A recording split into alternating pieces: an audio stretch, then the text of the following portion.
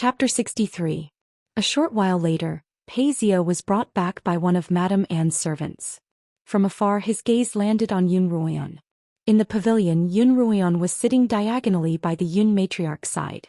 Her pink dress seemed to blend into the phoenix orchid forest behind her, and her face was as white as the petals of a phoenix orchid. It was so pink and tender that one couldn't help but want to reach out and pinch her cheeks. Paisio couldn't help but rub his hands together as he quickly walked toward the pavilion. At this time Yun Ruoyan and the Yun matriarch were talking about something with their heads close to each other. Both of them were smiling and they didn't seem to notice that someone was approaching. Paisio walked into the pavilion and was just about to ask Yun Ruoyan where she had gone when he suddenly saw a servant kneeling on the ground. Xianxia's maid. Why is there a servant kneeling here? He couldn't help but ask, looking toward Xianxia curiously. Xianxia's eyes were red as if she had just been crying. She opened her mouth slightly but in the end she didn't say Brother Ao. She made a mistake and the old madam is making her kneel as punishment. Madame Anne replied. Because of his relationship with Xianxia, Paisio was quite familiar with Xiang. She was delicate and obedient and every time she saw him she would blush slightly, making her look rather adorable. What did you do wrong? Paisio looked at Xiang's shivering back and his tone carried a hint of pity. Yun Ruoyu opened her mouth to speak. Ahem. The old madam coughed, interrupting her. She turned around but without looking at Paisio she said coolly, "This is the Yun family's business. Young Master Pei, you don't have to worry about it." She had originally quite liked this handsome young master of the Pei family, but now that she looked at him again she felt that beneath his handsome appearance, there was a hint of a lecher in him. "I'm tired so let's call it a day." The Yun matriarch extended a hand toward Yun Ruoyan. Yes. Yun Ruoyan nodded, holding the Yun matriarch's arm as they walked out of the pavilion. When she passed by Paisio he couldn't help but ask, "Run, I was worried that you'd accidentally trespassed on the hunting grounds. Thank goodness you're back. Where did you go?" "Thank you for your concern, young Master Pei, but you should ask Sister Qianying about this." When they returned to Peony's cottage, Xilan vividly described to Peony what had happened that day, starting from the carriage to the Yun matriarch's loving words for Yun Ruoyan. "This is the first time I've seen Miss act like a spoiled child." Xilan had a look of disbelief on her face. Then with a hint of pride she said to Peony, "As soon as our young Miss acts coquettishly, the old lady listens to everything she says." Xilan enough. Yun Ruoyan couldn't bear to listen any longer. She lay down on the couch and turned to look at Xilan. "You can't say such things outside, understand?" Peony patted Xilan's forehead with a smile. "The old lady may look old and she doesn't seem to care much, but her heart's as clear as a mirror. How could she possibly listen to anyone else's words? You'd better watch your mouth or you'll cause trouble." Xilan stuck out her tongue then smiled. "I picked a lot of phoenix flowers today. The stamens can be used to make pastries, and the remaining petals can be used to make pillows. I'm going to pluck the stamens now." With that she skipped out of the room. Peony poured a cup of freshly brewed tea and handed it to Yun Ruoyan. "Miss, why did you spare Missy today?" In Peony's eyes, today was a perfect opportunity for her to slap the old lady in the face. Although Yun Ruoyan had slapped the old lady, it didn't seem to be enough, and she had only managed to kill Xiang. "It's not time yet." Yun Ruoyan took the tea and took a sip. Peony's eyes brightened. Was there still a chance if it wasn't time yet? In the past it had always been others who plotted against Yun Ruoyan and most of the time Yun Ruoyan had been meek and submissive. Until a few months ago when Qianying had stolen the old lady's jade ornament and framed Yun Ruoyan. It was at that time that Yun Ruoyan seemed to suddenly have an epiphany. Not only did she absolve herself of the crime, she even pointed out that Qianying was the true thief. It was also at that time that Peony discovered that Yun Ruoyan had begun to change from the inside out. Madame Anne seemed to have noticed Yun Ruoyan's change as well. Half a month ago she would only send Ling Lan to report on Yun Ruoyan's condition. Now she would send someone to look for Ling Lan every few days. Was there going to be some sort of operation? And this time, Yun Ruoyan wouldn't be as meek and submissive as before. Yun Ruoyan looked at Peony's bright eyes wanting to seduce her. "Peony, do you know what time I'm talking about?" Peony frowned. Even if Madame Anne were to deal with Yun Ruoyan, wouldn't she be able to punish Miss E? Moreover, according to Xilan, Miss E had been punished today, so she would likely restrain herself for some time. After a long while, Peony shook her head. I'm too slow-witted to think of anything. Yun Ruian handed the half-finished cup of tea back to Peony and lay back down on the couch. That's when the old madam starts to hate her granddaughter. At that time I might not even have to do anything but... Yun Ruian closed her eyes midway through her sentence. Miss. Seeing that Yun Ruian was silent, Peony's breathing slowly calmed down. She stepped forward and called out to Yun Ruian. Once she was sure that Yun Ruian had fallen asleep, she quietly retreated. Today's battle with the 20 guards in the hunting grounds had left Yun Ruian somewhat exhausted. In addition, she had expended a large amount of her mental energy in order to sense the fire attribute in her spiritual energy. As soon as she lay down on her couch, she immediately felt drowsy. Moreover, she was in her own courtyard, and as soon as she lowered her guard, Yun Ruian actually fell asleep. Yun Ruian slept soundly, not even dreaming. At dinner, Peony came in to check on her. Seeing that she was still sound asleep, she didn't wake her, instead covering her with a thin blanket. The sky gradually darkened and Yun Ruian's room was completely silent. Creak. The silence was broken by a soft creak as the back window opened again. A figure darker than the darkness of the night flew by like a gust of wind and landed on the ground. Li Mo's icy blue eyes glowed coldly in the dark. He stood quietly in front of her couch, looking down at her. Xianxia was cultivating in the bracelet's pocket dimension when it suddenly sensed a powerful aura slowly approaching. It was very familiar with this aura. It was the slaughtering king from earlier in the day. Just as it was about to open its mouth to wake Yun Ruian up, a cold voice rang out in its mind. Xianxia, long time no see. Xianxia was startled. It was actually communicating telepathically. On the Qinyuan continent, there was actually someone who could use their mental energy to penetrate the bracelet's seal and communicate directly with it. Who are you?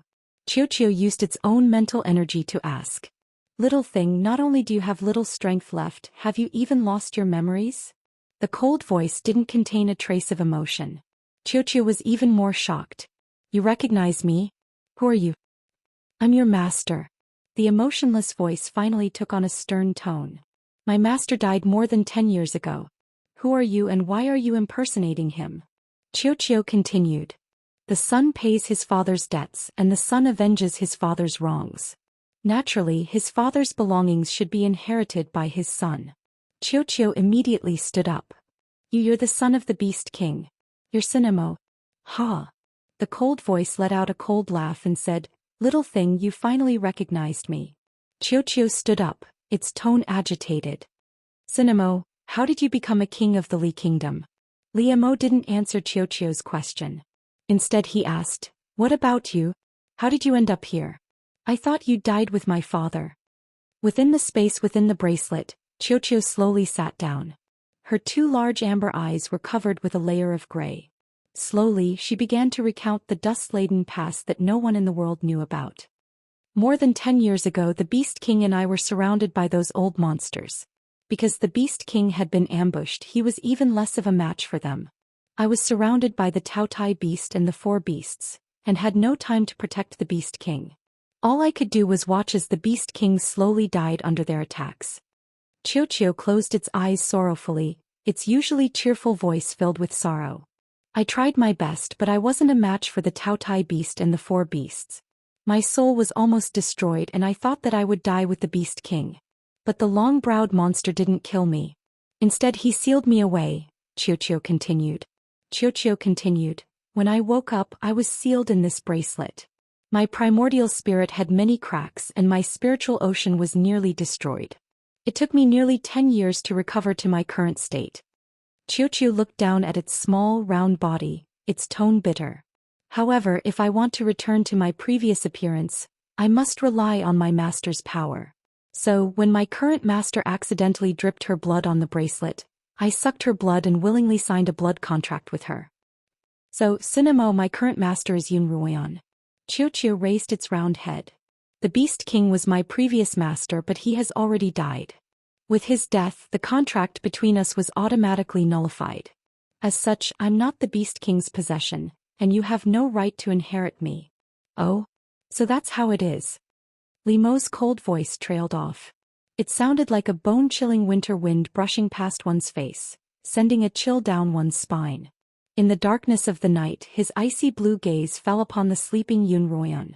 Gradually, his gaze became murderous. Xiao.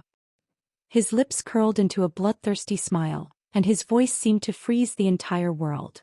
If I were to kill your new master, wouldn't you become an ownerless object? Cinema, what are you doing? Don't. Xiao could feel Li Mo's murderous intent and hurriedly tried to stop him. However, Li Mo had already raised his slender palm, and his fingers curled into claws. Sharp nails grew out of his fingers and he clawed at Yun Ruoyan's heart. Chapter 64. In the bracelet's pocket dimension, Xiao had already covered its eyes, certain that Yun Ruoyan was doomed. As far as Xiao was concerned, no one could escape Li Mo's murderous intent.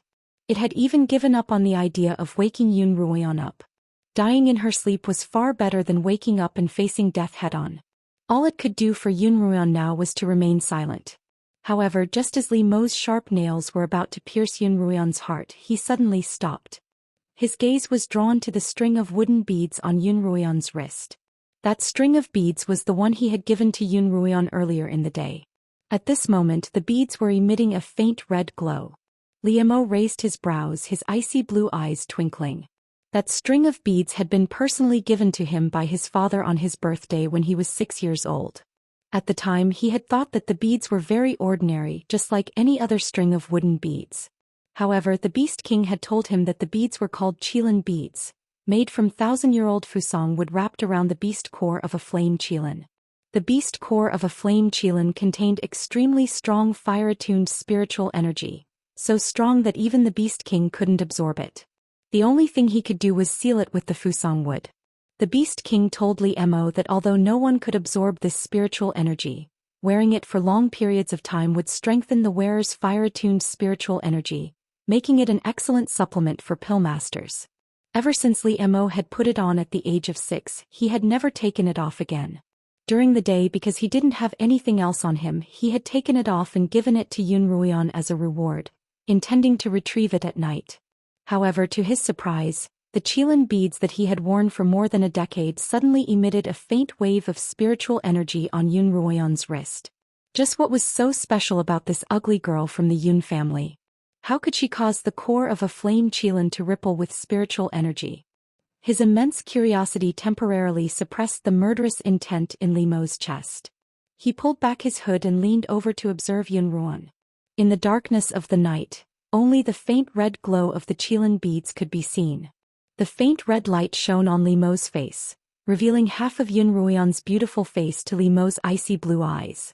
Li Mo slowly closed his eyes, his brows relaxing. Just inches away from Yun Ruoyan, he took in a deep breath. It was as if he had smelled something wonderful and he seemed to be enjoying it. That's right. This was the smell. The first time Li Mo saw Yun Ruoyan, he had been mesmerized by the fragrance she emanated, and he couldn't help but want to get close to her. When he met her again in the Phoenix Orchid Forest during the day, it was still the same. That was why he kissed her twice involuntarily. Li Mo himself was a little surprised. When had he become so thirsty for women? So that was how it was. Possessing a strange fragrance that could cause the inner core of a divine beast to fluctuate with spiritual energy. Could it be that this ugly girl from the Yun family was the legendary human cauldron that hadn't appeared for 1,000 years?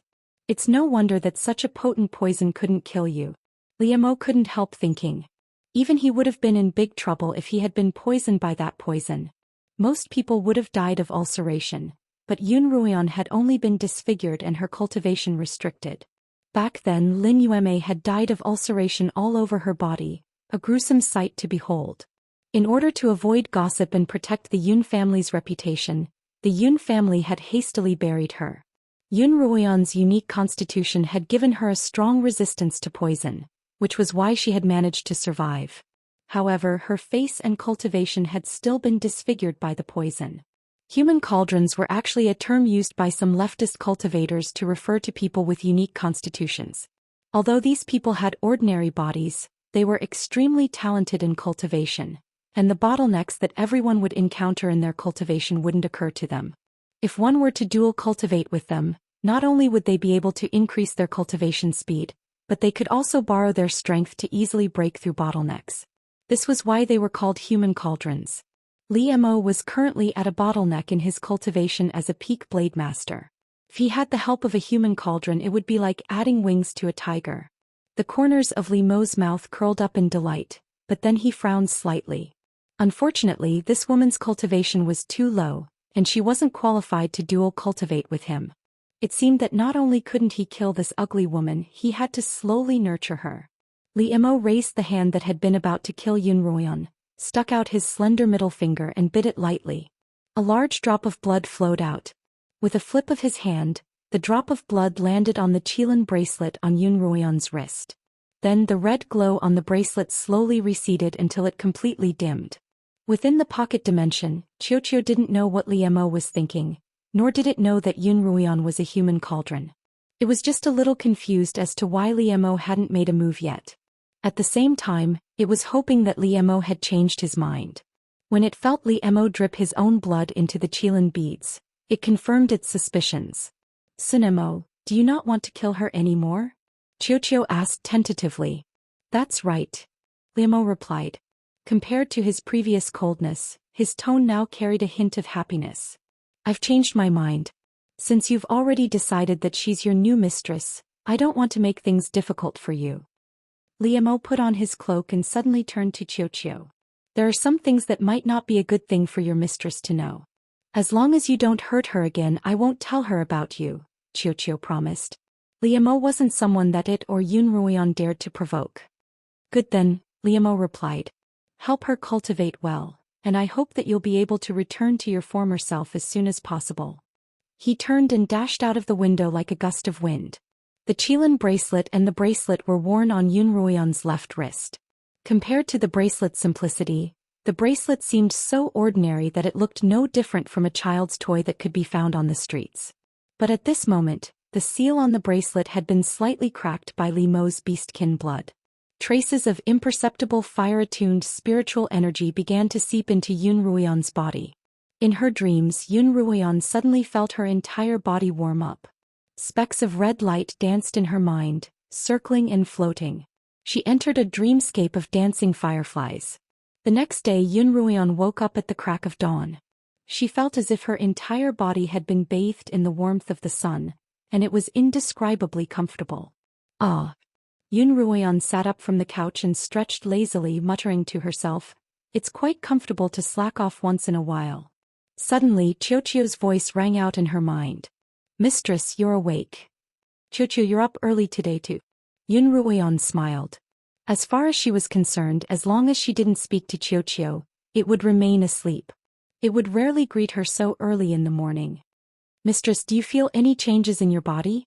Xiao asked tentatively. "Changes?" Yun Ruoyan subconsciously lowered her head to make sure that nothing had changed. She touched her own face and then suddenly realized something. "I think my body feels warm and comfortable." Xiao wasn't unfamiliar with the Qilin bracelet, but it had been sleeping when Li Mo had given it to Yun Ruoyan. Last night, when it felt Li Mo drip his blood onto the bracelet, it realized that Yun Ruoyan was wearing a string of beads. Upon closer inspection, it couldn't help but be shocked. It was the Qilin bracelet that the Beast King had given to Li Mo all those years ago. Xiao couldn't understand Li Mo's actions, but it couldn't voice its doubts to Yun Ruoyan.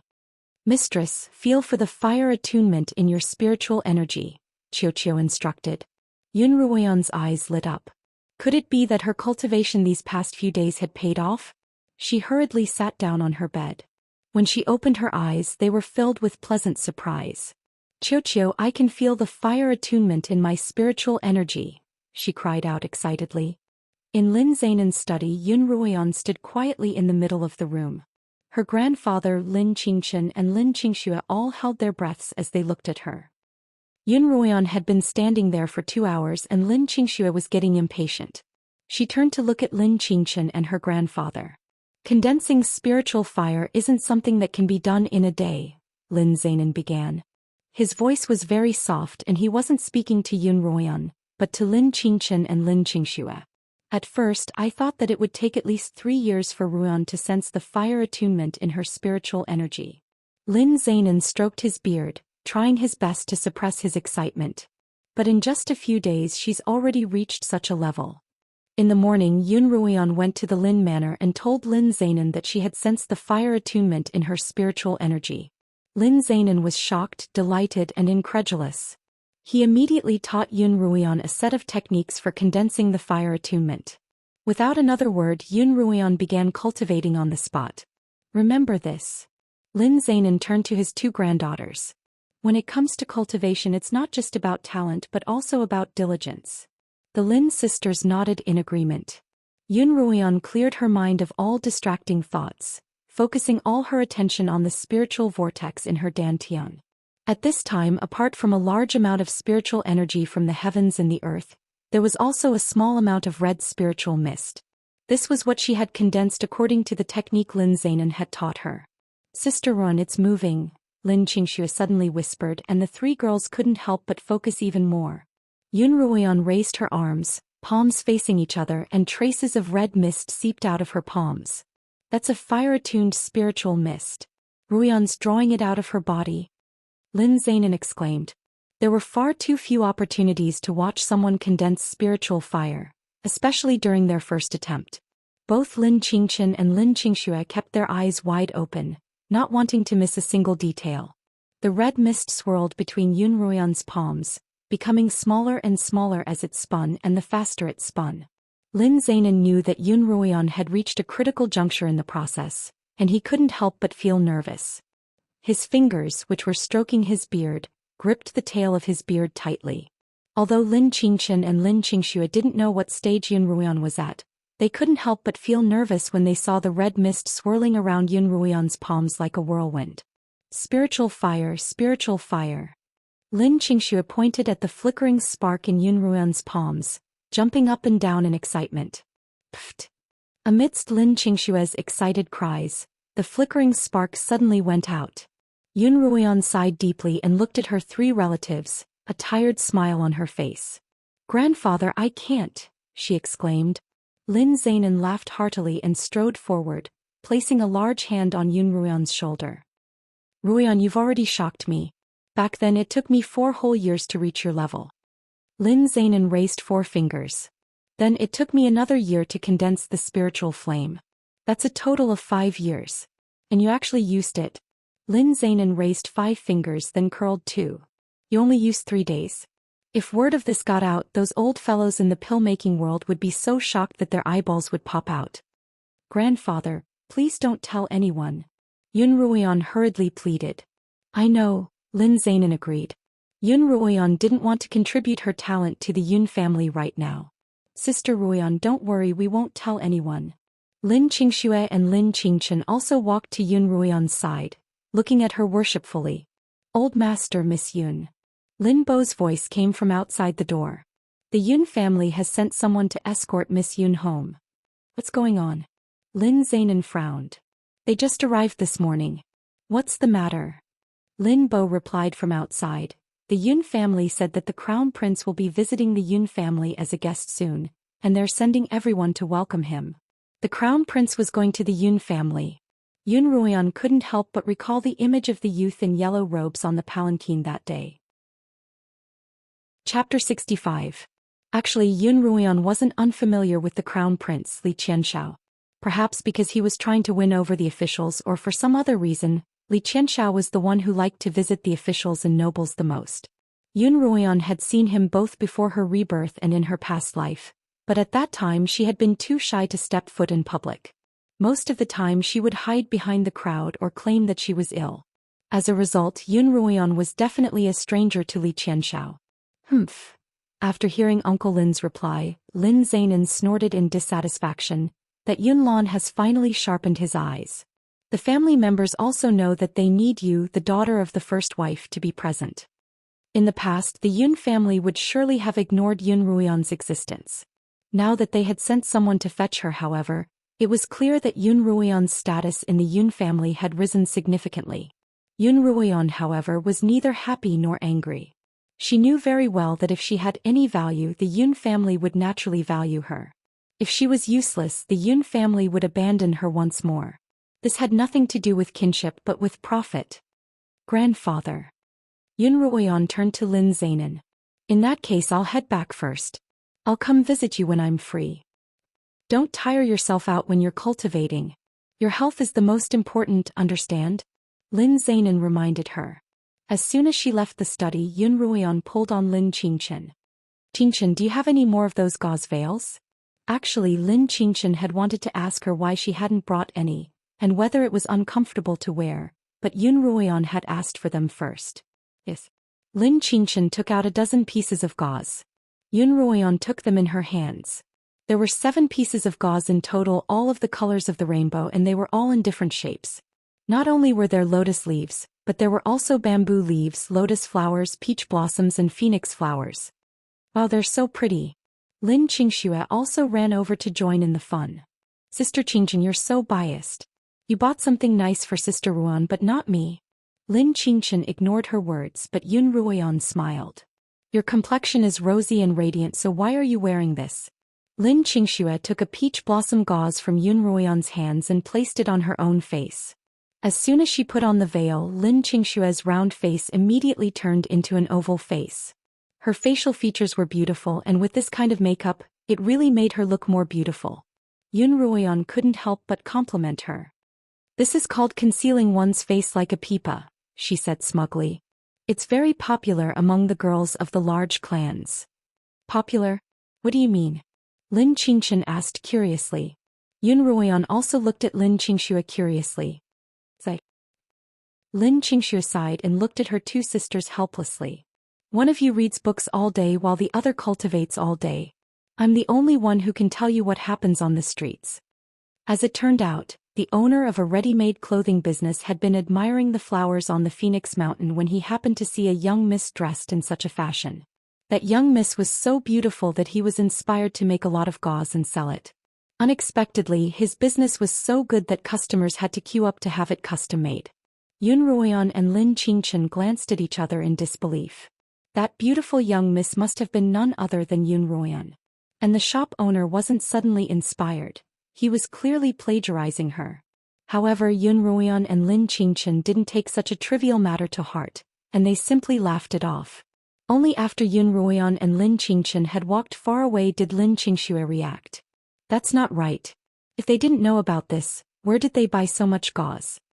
After returning from the Lin Manor, Yun Ruoyan didn't return to her rooms. Instead, she went straight to the guest hall.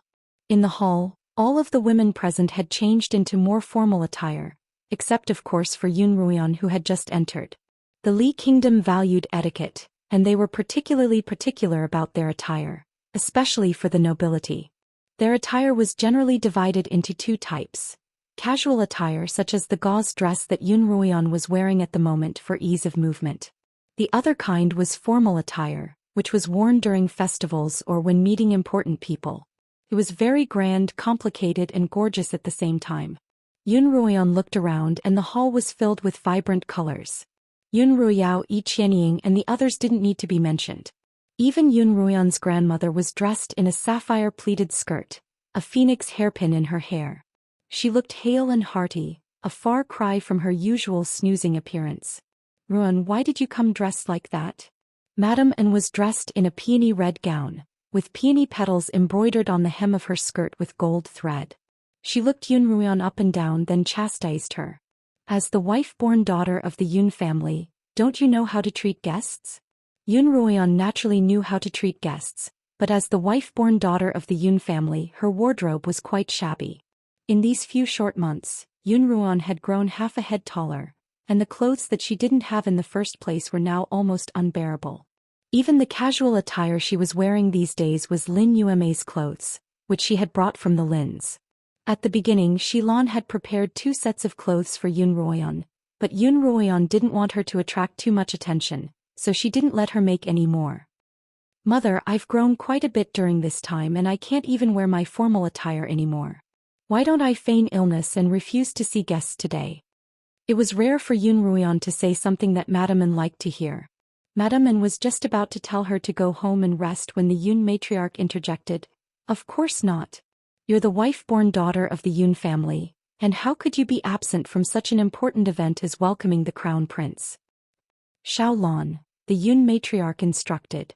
Take the second miss to change into the formal attire I've prepared for her. Yun Ruoyan hadn't expected her grandmother to prepare clothes for her. Although she didn't want to see the crown prince, she had no choice. Despite her reluctance, she still put on a happy expression. "Thank you, grandmother. You're the best." "Alright, go on, go on." The Yun matriarch smiled. The formal attire was quite troublesome to put on, but with Xiaolan's help, it didn't take long for Yun Ruoyan to look completely new. When Yun Ruoyan walked into the main hall with Xiaolan's support, everyone was stunned, especially Yun Lan, who had only just entered and sat down. In that instant, he almost thought that his beautiful ex-wife had come back to life. Yun Ruoyan wore a red waistcoat embroidered with a golden phoenix flower, paired with a matching wide-sleeved silk shirt, and a long pleated skirt with a phoenix flower on it. Her hair was tied up in a loose bun at the back of her head, and there was a golden dangling ornament with a ruby dangling from it. Her face wasn't overly adorned, save for a pink veil with phoenix petals on the right side of her face to hide her birthmark. Although she looked gorgeous, she didn't look burdensome, beautiful but not glaring. At the same time, her bearing as the wife-born daughter of a noble family was more than sufficient. The Yun matriarch was quite satisfied with the effect her eyes had on Yun Ruoyan, and she looked at her affectionately. Yun Lan's eyes flashed with a light that even he himself didn't understand. Yun Ruoyu, Yun Ruoyao, and Yi Qianying were all looking at Yun Ruoyan with admiration, jealousy, and hatred. "What the hell?" Madame N was a little shocked. "It's too similar. It's as if that hateful woman has come back from the dead." Just then a servant ran in and bowed to Yun Lan. "Master, the crown prince is about to arrive." Only then did everyone look away from Yun Ruoyan. Yun Lan led the way to the main gates to await the crown prince's arrival. Not long after, a procession of 10 or so people arrived at the Yun manor, the crown prince Li Qianxiao riding in the middle of the procession. Yun Lan immediately went up to him and bowed, and the women followed suit. "Official Yun, didn't I say that I was only here for a visit? Why do you have to make it so formal?" Li Qianxiao dismounted from his horse and chided the crown prince. Yun Lan smiled. "Your Highness, it's been half a year since you visited and I'm a little apprehensive." "Please, Your Highness." "Official Yun, please." Li Qianxiao led the way through the main door. Yun Ruoyan raised her head slightly. Li Qianxiao was dressed in a purplish gold robe, his hair tied up with a jade crown. He looked quite handsome and his bearing and etiquette were both extraordinary. When she thought back to the foppish youth she had seen lying on the palanquin in the hunting grounds, it was as if he were a completely different person. She couldn't help but sigh. There were many people in this world who would pretend to be one way in front of others and the other behind their backs, especially the members of the imperial family. "Grandmother, how have you been recently?" Li Qianxiao stopped by the Yun matriarch's side. As an honorary matriarch, the Yun matriarch didn't need to kneel and she only bowed slightly. "Grandmother, thank you for your concern, Your Highness," the Yun matriarch replied. Li Qianxiao nodded. Just as he was about to continue walking, he caught sight of Yun Ruoyan, who was kneeling by the Yun matriarch's side. Who's this young lady? Why does she look so unfamiliar?" Yun Ruoyan hadn't expected Li Qianxiao to suddenly ask such a question and she froze. The Yun matriarch hurriedly replied, "This is the eldest daughter of the Yun family, Yun Ruoyan." She then reached out to help Yun Ruoyan up. "Ruoyan, quickly pay your respects to the crown prince." Yun Ruoyan frowned slightly. After confirming that no one had seen her face that day in the Phoenix Forest, she calmed down and bowed. "Ruoyan pays her respects to Your Highness." "Greetings, Your Highness." "Yun Ruoyan." Li Qianxiao repeated the name, deep in thought. Then, as if suddenly remembering something, he began, "You're that?" Just then one of the servants behind Li Qianxiao suddenly coughed, interrupting Li Qianxiao's ugly daughter of the Yun clan. Li Qianxiao turned back slightly, then continued, "So you're the eldest daughter of the Yun family. I've come to the Yun manor many times, but I've never seen you before. Raise your head and let me have a look." Yun Ruoyan pursed her lips and slowly raised her head. Li Qianxiao's eyes lit up as a beautiful face appeared in front of him. He stared blankly for a moment, then suddenly pointed at the phoenix petal veil on Yun Ruoyan's right cheek. "It's you. You're the masked girl who barged into the hunting grounds that day." Chapter 66. Everyone present was stunned by Li Qianxiao's sudden words, including Yun Ruoyan. But that was impossible. She was so far away and no one had seen her face. How could the crown prince possibly recognize her? Your Highness, I don't understand what you're talking about. What veiled woman? Although Yun Ruoyan was shocked, she didn't let it show on her face. Her eyebrows were slightly furrowed, and her clear eyes looked toward Li Qianxiao suspiciously. Li Qianxiao's finger was still in midair, but when he met Yun Ruoyan's clear gaze, he couldn't help but stare blankly. He'd seen his fair share of beauties in his life, all of them beautiful and alluring. Even his sisters were exceptional. But the woman in front of him didn't seem to exist in this world. Only a fairy from the heavens could possess such clear, bright eyes. Your Highness. One of Li Qianxiao's servants nudged Li Qianhan from behind. Only then did Li Qianxiao snap out of his daze and retract his finger. Your Highness, who did you just say my daughter was? Yun Lan, who was walking beside Li Qianxiao, asked, and what do you mean by that veiled woman who barged into the forbidden grounds? Oh, father and I went hunting in the Minghuang Mountain yesterday, and we met a masked woman in the hunting ground. Just now I thought your daughter looked like her. Li Qianxiao tilted his head slightly as he answered Yun Lan's question, but his gaze was still on Yun Ruoyan.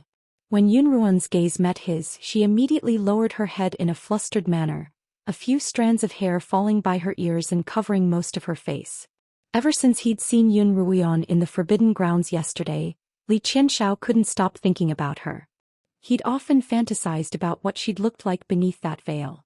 When he'd suddenly seen Yun Ruoyan's beautiful veiled face, it was as if that hazy fantasy had suddenly jumped out at him, and he'd blurted it out without a second thought.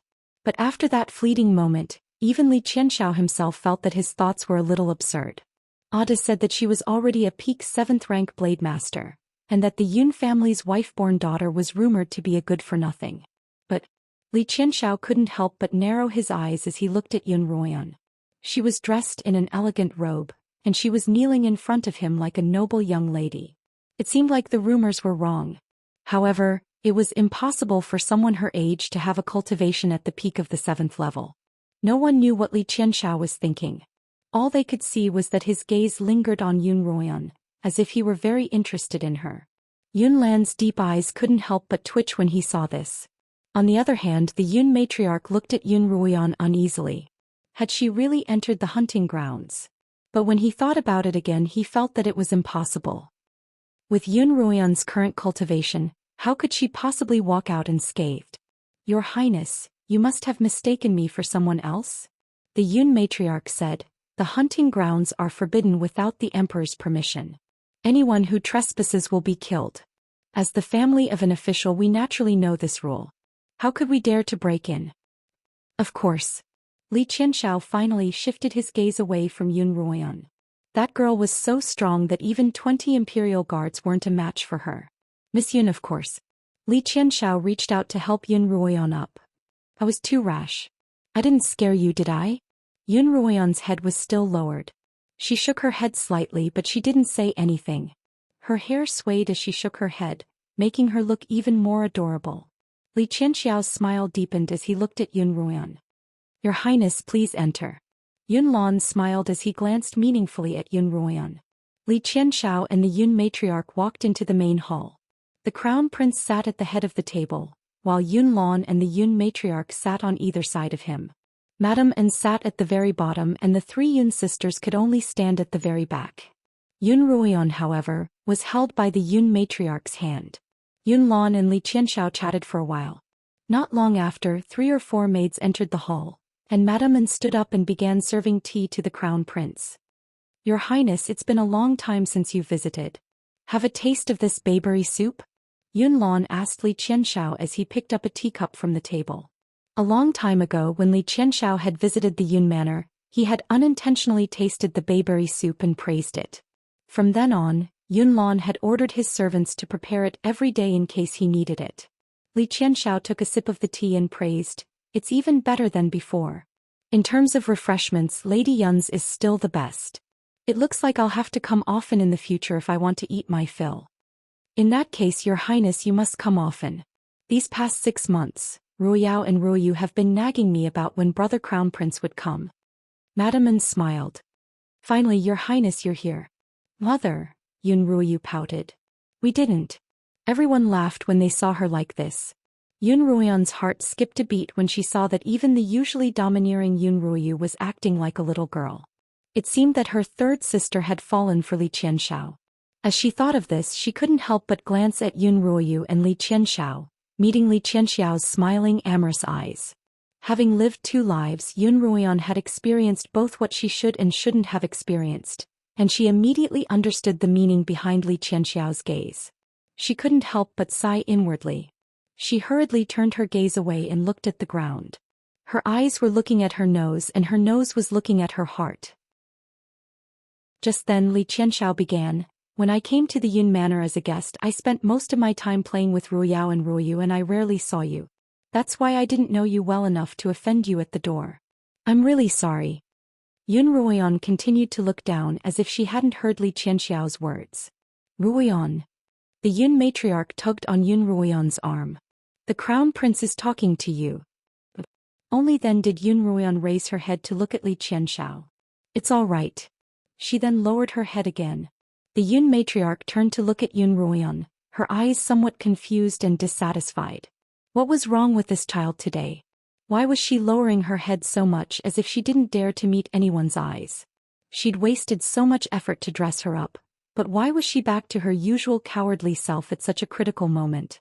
Where had all the energy she'd had yesterday, when she'd been teaching a maidservant a lesson and dealing with her own sisters? Li Qianxiao misunderstood her, thinking that Yun Ruoyan was just being bashful. He laughed out loud. "Ruoyan, you're magnanimous enough to forgive me, but I can't pretend that nothing happened. I'll definitely prepare a gift to apologize to you in the future." Haha. Yunlan also laughed. "Your Highness, you're too polite. My daughter has always been ill and she rarely sees guests in the inner courtyard. I hope your Highness won't be offended." "Of course not." Li Qianxiao hurriedly replied, then turned to Yun Ruoyan with concern. "I've heard some rumors and I know that Ruoyan's health isn't good. How's your recovery going?" "She's fine," the Yun matriarch replied. "Not only has her body recovered, but her cultivation has also improved greatly. She's already passed Kongming Academy's trial, and all that's left is to wait for the admission notice." "Oh." Li Qianxiao's eyes brightened. He hadn't expected that Yun Ruoyan, who looked so weak and frail, would be able to pass Kongming Academy's trial. He had experienced Kongming Academy's trial before, and the imperial family's teachings stated that, like the scions of the royal family, they had to pass the same trial as other scions of the royal family. However, Li Qianxiao had only needed to go through the motions of bringing along a few high-ranked blade masters, pill masters, and summoners with him for a 10-day tour of the imperial territory. However, he had seen for himself just how powerful the beasts within the territory were. On the last night of the trial, they had suddenly encountered a saber-toothed tiger, and it had taken all of their combined strength to kill it. More than half of the warriors he had brought with him had died in the process. "I didn't expect Sister Ruan to be so pretty," Li Qianxiao praised. "You're quite impressive." Yunlan smiled. "It's just that I don't often see guests and I'm too reserved. If you don't mind, please come visit me more often and help me take care of this daughter of mine."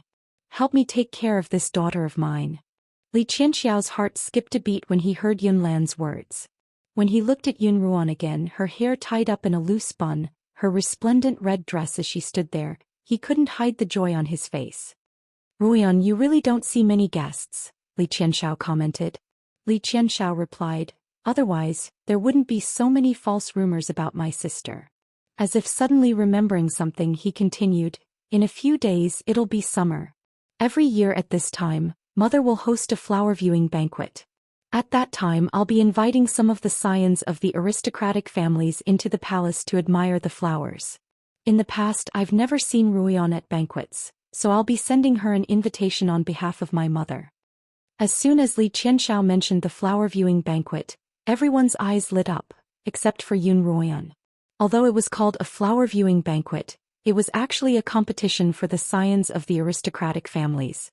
They would compete in cultivation, martial arts, talent, appearance, speech and clothing. There was nothing that a person couldn't bring out for a competition, and all of these competitions were for the empress. There were 8 princes and 5 princesses in the imperial family, none of whom were officially married. Their marriage partners would be chosen from among the scions of the aristocratic families. All of the scions of the Li Kingdom would try their best to attend the flower viewing banquet. Even if they weren't chosen, It would still be a chance for them to stand out and broaden their horizons. That's great. The Yun matriarch was all smiles and Yun Lan hurriedly agreed. Yun Ruoyan's interest was piqued as well. In her past life she had always been curious about this famed flower-viewing banquet. Although she was the wife-born daughter of the nobility, she hadn't been able to enjoy the privileges that she was entitled to. Since there was a chance to make up for the regrets of his previous life in this life, why not? Thank you, Your Highness. Yun Ruoyan finally smiled at Li Qianxiao. Sister Ruyao, can I attend this flower-viewing banquet this year? Yun Ruoyu whispered and Yi Qianying leaned over. There were certain restrictions on who could attend the flower-viewing banquet.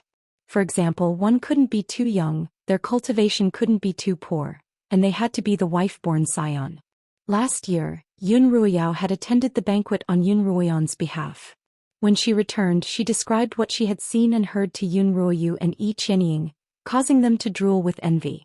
As a result, when Li Qianxiao brought up the matter, neither Yi Qianying nor Yun Ruoyu could remain calm. That's hard to say, Yun Ruoyao whispered. Yun Ruoyao whispered, didn't you hear from the crown prince that he'd already given my spot to Ruoyan? I performed well last year so I can go this year. Generally speaking, 2 spots per family is the limit. Doesn't that mean we won't have a chance? Yi Qianying sighed. Yun Ruoyu didn't say anything else, but she glared venomously at Yun Ruoyan. Her spot had clearly been hers, but Yun Ruoyan had stolen it from her. She had to snatch back the spot that belonged to her. Chapter 67. Li Qianxiao hadn't planned on having dinner at the Yun household, but he decided to stay for Yun Ruoyan's sake. After dinner, the Yun matriarch said that she was tired and excused herself from Li Qianxiao, leaving Madame N to take care of her. Because it was early summer, the night air was fresh and clear, and the sky was filled with stars. Li Qianxiao, Yun Lan, Yun Ruoyao, and the others strolled around the back gardens. There was a pavilion, a lake, and all sorts of flowers and plants in the back garden. On the stone path at the corner of the pavilion and in the flower beds, there were glowing moonstones embedded in them. The moonstones illuminated the entire garden, making it look like a fairyland. As soon as they sat down in the middle of the pavilion, a servant came to report to Yun Lan. Yun Lan also excused himself, saying that he had something to take care of and would have to leave for a while. Li Qianxiao, on the other hand, couldn't have asked for more. With Yun Lan around, he had to put on the airs of a crown prince, and it was quite tiring. After Yun Lan left, the Yun sisters no longer held back. They sat by Li Qianxiao's side and began to chat with him. Yun Ruoyan sat by herself on the other side of the pavilion, unable to participate, nor did she want to. Li Qianxiao wanted to sit by Yun Ruoyan's side, but Yun Ruoyu held him back. Li Qianxiao had often visited the Yun household since he was 10, and he often invited Yun Ruoyu and the others to go out with him, so they were quite familiar with each other. As a result, even though Yun Ruoyu was starting to annoy him, he had no choice but to be patient. Crown Prince, why haven't you come to play with us in so long? Yun Ruoyu asked. I went to the Yu Kingdom a while ago and I just got back. What were you doing there? Don't mention it, Li Qianxiao replied angrily. It's all because of that little uncle of mine. Little uncle? Wasn't that Liemo? As soon as Yun Ruoyan heard that name, she immediately perked up her ears. The Slaughtering King. Yun Ruoyu, and Yun Ruoyu called out in unison. Why would someone as powerful as the Slaughtering King cause trouble for you? Yun Ruoyao asked curiously. Yun Ruoyan couldn't help but change her sitting position and prepare to listen. Li Qianxiao suddenly turned to Yun Ruoyan. Official Yun has already left, so why are you still so reserved? Everyone looked at Yun Ruoyan at the same time. Seeing that she was sitting upright, they all laughed coldly in their hearts. Pretending to be a lady from a wealthy family, as if the others didn't know that she was ugly. That's right, Yun Ruoyu continued. What's wrong with you today? Why are you so professional and dignified? She said sarcastically, where's the glib tongue from yesterday? Is it because you're wearing the clothes of a lady from a wealthy family that you can't even speak properly? I don't know who they are doing this for. Originally, she didn't want to cause any trouble. All she wanted was for the crown prince to leave as soon as possible so that she could return to her rooms to cultivate. He hadn't expected Yun Ruoyu to be such a troublemaker. Even if he didn't want to slap her in the face, she'd insist on doing so. She thought back to Yun Ruoyu's bashful behavior in the Great Hall that afternoon, and couldn't help but want to provoke her. She began softly, "I'm sorry, sister. I'm not as lucky as the rest of you to have known the Crown Prince for a long time, and we can interact as friends. This is the first time I've been in close contact with the Crown Prince, and I'm so impressed by his bearing that I'm a little nervous." "Ruoyan, there's no need to stand on ceremony." Li Qianxiao immediately stood up.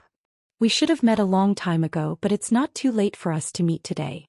I'll be sure to visit you often in the future." As he spoke, he walked around Yun Ruoyu and stood in front of Yun Ruoyan. Yun Ruoyan was sitting on the side of the lake, and the moonstones embedded in the pavilion and the lake reflected Yun Ruoyan's silhouette on the surface of the lake. Li Qianxiao stood there in a daze, staring at the lake. "Your Highness, why are you still standing? Please have a seat." Yun Ruoyan laughed coldly in her heart, but she kept a smile on her face. As soon as Li Qianxiao's gaze moved away from the beautiful figure on the lake, he immediately met Yun Ruoyan's beautiful smile. His heart felt as though it had been plunged into a warm lake, and he was willing to float along with the waves of the lake. His gaze seemed to be entangled by countless threads, and he didn't want to look away from Yun Ruoyan. Yun Ruoyan patted the stone bench beside her, motioning for Li Qianxiao to sit down, and he obediently sat down. Yun Ruoyao tugged on Yun Ruoyu's sleeve, motioning for her to look. Yun Ruoyu bit her lip, her gaze unblinkingly fixed on Li Qianxiao. She didn't understand why her brother, who had always been close to her, wasn't looking at her at all today, but was instead interested in that ugly Yun Ruoyan. He must have been deceived by Yun Ruoyan's pretentious appearance. She had long wanted to rush up to Yun Ruoyan and tear off the gauze covering her birthmark, so that her brother could see her true colors. But because of her father, she didn't dare act rashly. From the corner of her eye, Yun Ruoyan could see that Yun Ruoyu's face was scrunched up like a chrysanthemum, and her hands were clenched tightly by her sides as she struggled to control herself. It seemed that this fire wasn't enough. As a result, she leaned against a pillar and murmured seductively, "Brother Crown Prince, I'm tired. Can you send me back to my rooms?" Of course.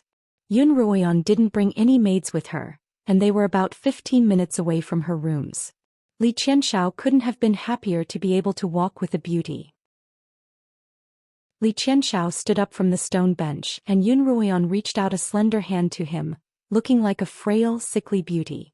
Li Qianxiao immediately grasped her hand, his tone doting. "Sister Run, your body is weak and I shouldn't have asked you to accompany me on a night stroll through the gardens." Yun Ruoyan smiled faintly as she glanced at Yun Ruoyu from the corner of her eye. Seeing that her face had turned purplish red, she knew that it was about time. "Brother Crown Prince, please don't say that. It's my weak body that's spoiling your Highness's mood." She was helped out of the pavilion by Li Qianxiao, but just as she stepped onto the steps, she suddenly sprained her ankle. "Aya!" She cried out as her body fell to the side. Li Qianxiao reacted quickly and caught her in his arms. "Sister Ruan, are you all right? It's all my fault." Li Qianxiao couldn't help but blame himself, his tone and eyes full of heartache. "Enough." Just then Yun Ruoyu, who had been standing in the pavilion, suddenly shouted. Li Qianxiao looked at her in confusion, only to see her rush forward and grab Yun Ruoyan's face. "Ah!" Yun Ruoyan screamed as she dove into Li Qianxiao's arms. "What are you doing?" Li Qianxiao grabbed her wrist and shouted angrily. "I'm going to tear off her mask." Yun Ruoyu's eyes were red as she stared at Li Qianxiao. "Brother Crown Prince, she's an ugly monster. Don't be fooled by her disguise." "What disguise?"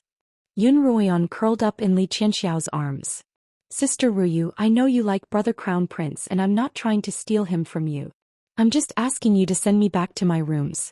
If you're unwilling, I don't want to." Yun Ruoyan tried to leave Li Qianxiao's embrace, but he hugged her even tighter. "Sister Ruan, don't bother with her nonsense. I've spoiled her too much." He flung Yun Ruoyu aside and Yun Ruoyu stumbled into Yun Ruoyao's embrace. "Sister Ruan, let's go." Li Qianxiao didn't even look at Yun Ruoyu as he continued to walk out of the pavilion. Yun Ruoyu called out from behind, "Yun Ruan, do you dare take off that veil on your face? Do you dare to show your birthmark to Brother Crown Prince? You're an ugly monster and no amount of disguise can change that fact." When Li Qianxiao heard her shout, he stopped in his tracks. Yun Ruoyu seemed to see a glimmer of hope as she continued, "Crown Prince, Aren't you curious as to why she wears a veil and doesn't dare to show her face? Li Qianxiao glanced at Yun Ruoyan in his arms and frowned. Isn't wearing a veil the latest trend among you girls? Not long after Li Qianxiao had picked up the lotus leaf-shaped veil that Yun Ruoyan had thrown away, he had sent someone to investigate the matter, hoping to find out who the veil belonged to. However, the person who had investigated the matter reported that many women from the larger clans liked to wear veils of different shapes and colors on their faces. This was a recent trend. No, it's not like that, Yun Ruoyu hurriedly said. Others wear it for decoration, but Yun Ruoyan wears it to hide the ugly birthmark on her right cheek. If you don't believe me, you can ask Sister Ruyao and Sister Qianying. Li Qianxiao's gaze swept over the two girls, who had been standing silently by the side. Yi Qianying couldn't help but take a step back as if she had something to say. Yun Ruoyao didn't answer the question directly. Won't you know if you take off her veil? I do have a birthmark on my face, Yun Ruoyan suddenly said. Ha, you admit it. Yun Ruoyu clapped her hands. You know you can't hide it anymore, right? But it's healed. Suddenly Yun Ruoyan said something that stunned all three of her sisters. The birthmark on my face has already healed, but it's already healed. What did you say? It's healed. All three sisters exclaimed in unison. Your birthmark has healed? That's right. I ate the antidote that father gave me, so my birthmark is slowly getting better. Although there's still a small mark on it, it'll disappear completely in no time. I don't believe you. None of us will believe you unless you take off your veil, Yun Ruoyu insisted. Yun Ruoyu pressed on. She'd just seen the ugly scar in her grandmother's quarters a few days ago, so how could it have healed so quickly? Impossible. But even if they didn't believe her, someone else did. Yun Ruoyan looked up at Li Qianxiao. Crown Prince, it's not that I don't want to take off my veil, but there's still a mark on my face and I don't want you to see it. If you really want to see it, I'll take it off. As she spoke, she really reached out to take off the veil on her right cheek. Chapter 68. Yun Ruoyu and the others held their breaths as they waited to see Yun Ruoyan's hideous appearance. Yun Ruoyan gazed at Li Qianxiao gently as she slowly removed her veil. No. Just then Li Qianxiao grabbed Yun Ruoyan's hand and said affectionately, Ruoyan, I'm in no hurry. I'm willing to wait and see how perfect you look. Let me send you back now. He didn't turn back as he helped Yun Ruoyan leave, leaving Yun Ruoyu to scream her lungs out. On the other hand, Yun Ruoyan turned around and smiled at Yun Ruoyu. That smile was like a needle, piercing deeply into Yun Ruoyu's heart. Why? She's clearly an ugly monster. Yun Ruoyu held onto a pillar, her fingers digging into it. Crown Prince, why do you trust her and not me? Why? Sister, don't be sad. Yun Ruoyao used a handkerchief to wipe away Yun Ruoyu's tears. This Yun Ruoyan has grandmother's protection, and father treats her in a new light. Even mother doesn't dare to punish her lightly, so don't provoke her. Why? Yun Ruoyu turned to look at Yun Ruoyao angrily. How did that ugly monster manage to climb all over our heads in just a few short months? That's right, why? Yun Ruoyu wasn't the only one troubled by this question. Madame An would send Ling Lan to report on Yun Ruoyan's condition every few days, and every time Ling Lan would reply that the second miss was as usual. As usual? How could that be? How could there be any problems under normal circumstances? Something must have happened that they didn't know about. I also think that she's changed too much from before, Yi Qianying suddenly spoke up. Look at how she seduced the crown prince just now. It doesn't seem like something a girl who hasn't even reached marriageable age would be capable of. Yun Ruoyan's flirtatious display just now was something that even Yi Qianying, who had always been a professional in this field, couldn't help but admit defeat. I won't let this ugly monster do whatever she wants to me. Yun Ruoyu said hatefully as if she wanted to tear Yun Ruoyan apart. The crown prince might not be hers but Yun Ruoyan's. All right. Yun Ruoyao combed Yun Ruoyu's tear-stained hair and comforted her. I'll help you. As she spoke, an imperceptible glint flashed across Yun Ruoyao's eyes. After exiting the garden, Yun Ruoyan pretended to struggle out of Li Qianxiao's embrace. Li Qianxiao felt a little empty and his heart felt a little empty. Ruoyan, are you feeling better? He asked. I'm much better now. Thank you, Your Highness. Yun Ruoyan's tone returned to its previous politeness. There's no one around, so don't call me Your Highness, Ruoyan. Li Qianxiao replied, You can call me Brother Crown Prince like Ruoyu and the others, or you can just call me by my name Li Qianxiao. I wouldn't dare. Yun Ruoyan lowered her head, keeping her distance from Li Qianxiao. Her words were respectful, but her heart was filled with contempt for Li Qianxiao. In her past life she had learned from Paisio that despite his elegant demeanor and gentlemanly demeanor, he was actually quite frivolous and lustful. Every year the Pei family would bring in beauties from all over the Yu kingdom to curry favor with him, and he would never reject any of them. Did you say that the slaughtering king had caused some trouble in the Yu kingdom that required your highness to personally deal with it? Yun Ruoyan asked casually. Ah. Li Qianxiao's head hurt. That uncle of mine killed the nephew of the emperor of Yu over a female slave. The emperor of Yu couldn't deal with him, so he could only complain to my father. My father sent me to appease him. That man had killed the nephew of the Yu emperor over a female slave. Yun Ruoyan couldn't help but raise an eyebrow. Just then a sudden gust of wind blew through the clear summer night, messing up Yun Ruoyan's hair and lifting up the hem of her dress. For a moment the flowers and trees around them rustled. Li Qianxiao hurriedly reached out to protect Yun Ruoyan. The wind abruptly left and also abruptly stopped. Why would there suddenly be such a strong gust of wind? Li Qianxiao put down Yun Ruoyan's arm, then turned around to ask, Ruoyan, are you all right? Halfway through his words he seemed to be choked by something. His eyes and mouth were wide open, because he saw a face so strange that he had never seen before in his life. Half of it was as beautiful as a fairy's, while the other half was swollen and ugly. These two completely different halves of a person's face. In the stillness of the summer night, after a gust of wind, this strange face appeared before Li Qianxiao's eyes without warning. All he felt was his mind go blank and all the hair on his body stood on end. When he finally reacted he let out a shrill scream. A ghost. Li Qianxiao screamed as he retreated. In his haste he tripped over something and fell on his butt. Your Highness. As soon as Yun Ruoyan started walking toward him, Li Qianxiao screamed again. Don't come any closer, don't come any closer. Yun Ruoyan stopped in her tracks. Give your face. Li Qianxiao closed his eyes, not even daring to look at Yun Ruoyan. Yun Ruoyan touched the right side of her face. The phoenix orchid gauze was gone. Your Highness, my face hasn't recovered yet. Yun Ruoyan spoke softly as she walked toward Li Qianxiao. It's already much better than before and it'll only get better in the future. You stop right there. Li Qianxiao's eyes opened a slit, but he only dared to look at Yun Ruoyan's dress. I'm going back to the manor. You can go back yourself. Li Qianxiao didn't care if he was injured or not as he scrambled back down the path he had come from. Yun Ruoyan stared expressionlessly at Li Qianxiao's back until he disappeared around the corner. She turned around and continued walking toward her own rooms, calling out Qiuqiu's name in her mind. Usually Qiuqiu would respond whenever Yun Ruoyan called out to it, but this time it didn't respond.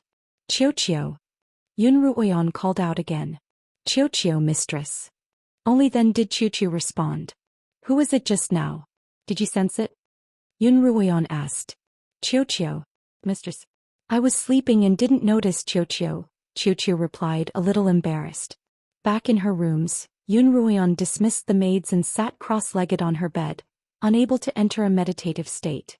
That gust of wind had clearly been intentional, but who could it be and what was the person's goal? Yun Ruoyan frowned as she thought about it. However, when she thought about how the crown prince had been so scared that he'd wet his pants, she couldn't help but laugh. She muttered to herself, Xianxia was right, it really can scare people to the point of peeing their pants. Unable to focus on her cultivation, Yun Ruoyan lay down on her bed. If she were to tell Xianxia about this, no matter how stoic she was, she'd surely be unable to hold back her laughter. The girl's bell-like laughter could be heard through the tightly shut back window. A dark figure was leaning against it. The wide hood covered his coquettish face, revealing only his chiseled chin and bright red lips with a hint of a smile. In the northwest corner of the Yun Manor, in a secluded courtyard, the third concubine, Qin Jianmei, was kneeling on a prayer mat in the middle of the room. In front of her was a wooden table with a statue of Guanyin. The small room was filled with the fragrance of sandalwood. Yun Ruoyu suddenly pushed open the door and barged in. When Qin Jianmei turned to see her daughter, whom she hadn't seen for a long time, she couldn't help but smile. However, when she saw that Yunruoyu's eyes were red and swollen, it was clear that she had been crying. Why are you crying? Qin Jianmei asked. Mother. Yunruoyu lay in Qin Jianmei's arms and cried. Mother, I've been bullied. Qin Jianmei patted Yunruoyu's back gently. Daughter, I've often told you that we don't have anyone to rely on in the Yun household. All we have to do is live our lives honestly, Mother. Yunruoyu abruptly raised her head from Qin Jianmei's arms. Her teary eyes were filled with disappointment and anger as she looked at Qin Jianmei. Your daughter was bullied and you're telling me this? Are you my biological mother? As she spoke, she turned to look at the statue of Guanyin on the wooden table and sneered. Ever since I could remember, Mother, all you've done is eat vegetarian and pray to Buddha. When have you ever tried to fight for me? If not for Mother's love, I'd probably be worse off than that ugly girl in your cottage. As soon as she said this, she remembered that the ugly girl she'd been referring to was no longer the same as before, and the anger in her heart flared up even more. Are you talking about Ruoyan? What's wrong with her? Qin Jianmei asked curiously. Yunruoyu didn't respond to her question. Instead, she stood up from her mother's embrace and looked at her. Mother, just stay here and pray to Buddha for the rest of your life. Qin Jianmei called out from behind her, but she didn't turn back. Yunruoyu turned and headed for Madame Anne's quarters. Within Madame Anne's quarters, Yunruoyao was recounting what had happened at the pavilion in the middle of the lake. I thought she was an idiot, but I didn't expect her to be even more powerful than her mother. Madame Anne slammed her handkerchief on the table. She's really up to no good. Mother. Yunruoyao stood behind her. Today she said that her grandfather had given her a pill that could cure her birthmark, and that it would disappear very quickly. If that's really the case, wouldn't the Yun family be hers to rule? That's impossible. Madame Anne waved her hand. That's a birthmark brought on by fetal poison. How could it possibly be cured? Most likely it was caused by you. A birthmark brought on by fetal poison? What does that mean, Mother? Yunruoyao asked curiously. Wasn't she born with that birthmark? Let's not talk about that. Realizing that she had let the cat out of the bag, Madame Anne tried to change the subject. Just then Xianxia, who had been waiting outside, opened the curtains and whispered, Madame Miss Yun, the third Miss is here. Then Yunruoyu angrily lifted the curtain and walked in. She called out to her mother, and a large tear rolled down her cheek uncontrollably. Oh, don't cry anymore. Madame Anne walked over and wiped her tears with her handkerchief. Your eldest sister has already told me what happened. This Yunruoyan is really going against the heavens. She even dared to seduce the crown prince. Mother. Yunruoyu grabbed Madame Anne's sleeve. Mother, you have to punish that slut for me. Things aren't like before. Madame Anne patted her head and sighed. That girl used to be the sole wife-born daughter of the crown prince, but neither the old master nor the old madam liked her, so we could suppress her as we pleased. Now, however, the old master and the old madam are re-evaluating her. Let alone seduce the crown prince. It's even possible that she'll one day climb onto the crown prince's bed and enter his manor. Oh no! Yunruoyu exclaimed. The crown prince can marry anyone but her. No matter what, I can't let her climb onto my head. Mother, you have to help me. I'll do anything you want. Madame Anne frowned as she looked at Yunruoyu. As long as you can bring her down, you'll really be willing to do anything? Yes. Yunruoyu pursed her lips and nodded heavily. Madame Anne turned back to look at Yunruoyao, and the two of them exchanged a glance. After 2 days of peace and quiet, one afternoon the weather was a little hot and humid. Yunruoyan had just finished her cultivation and was about to take a bath when Madame Anne's maid Hongyu came to pass on a message that Madame Anne was cooling off in the middle of the lake with the young ladies, and that Yunruoyu should join them for tea. Yunruoyan was about to refuse without hesitation, but Hongyu said that the old madam would be joining them in a while. It had been a few days since Yunruoyan had gone to her quarters to pay her respects, so she agreed. After a simple bath and a change of clothes, Yunruoyan put on a thin jade-green robe and a green veil over her face, and she walked toward the pavilion in the middle of the lake. In the back garden, Yunruoyan could see Madame and Yunruoyao and Yunruoyu sitting in the pavilion. Yi Qianying had been summoned back to the manor for some reason, and she hadn't been seen in days. When Yunruoyan didn't see her grandmother, she sneered inwardly and walked toward the pavilion. Chapter 69. Ruoyan, you're here. Madam An smiled at Yun Ruoyan. Come, have a seat. I heard that grandmother was coming, so I came to join in the fun. Isn't grandmother here yet? Yun Ruoyan smiled. Oh, grandmother was going to come at first, but as soon as she stepped out of her rooms she felt dizzy from the heat, so she went back. Oh, is that so? Yun Ruoyan's smile was still as bright as a flower. Mother, it's such a hot and humid day and there's no wind at all. Why did you decide to stay here? Ah. Madam An sighed.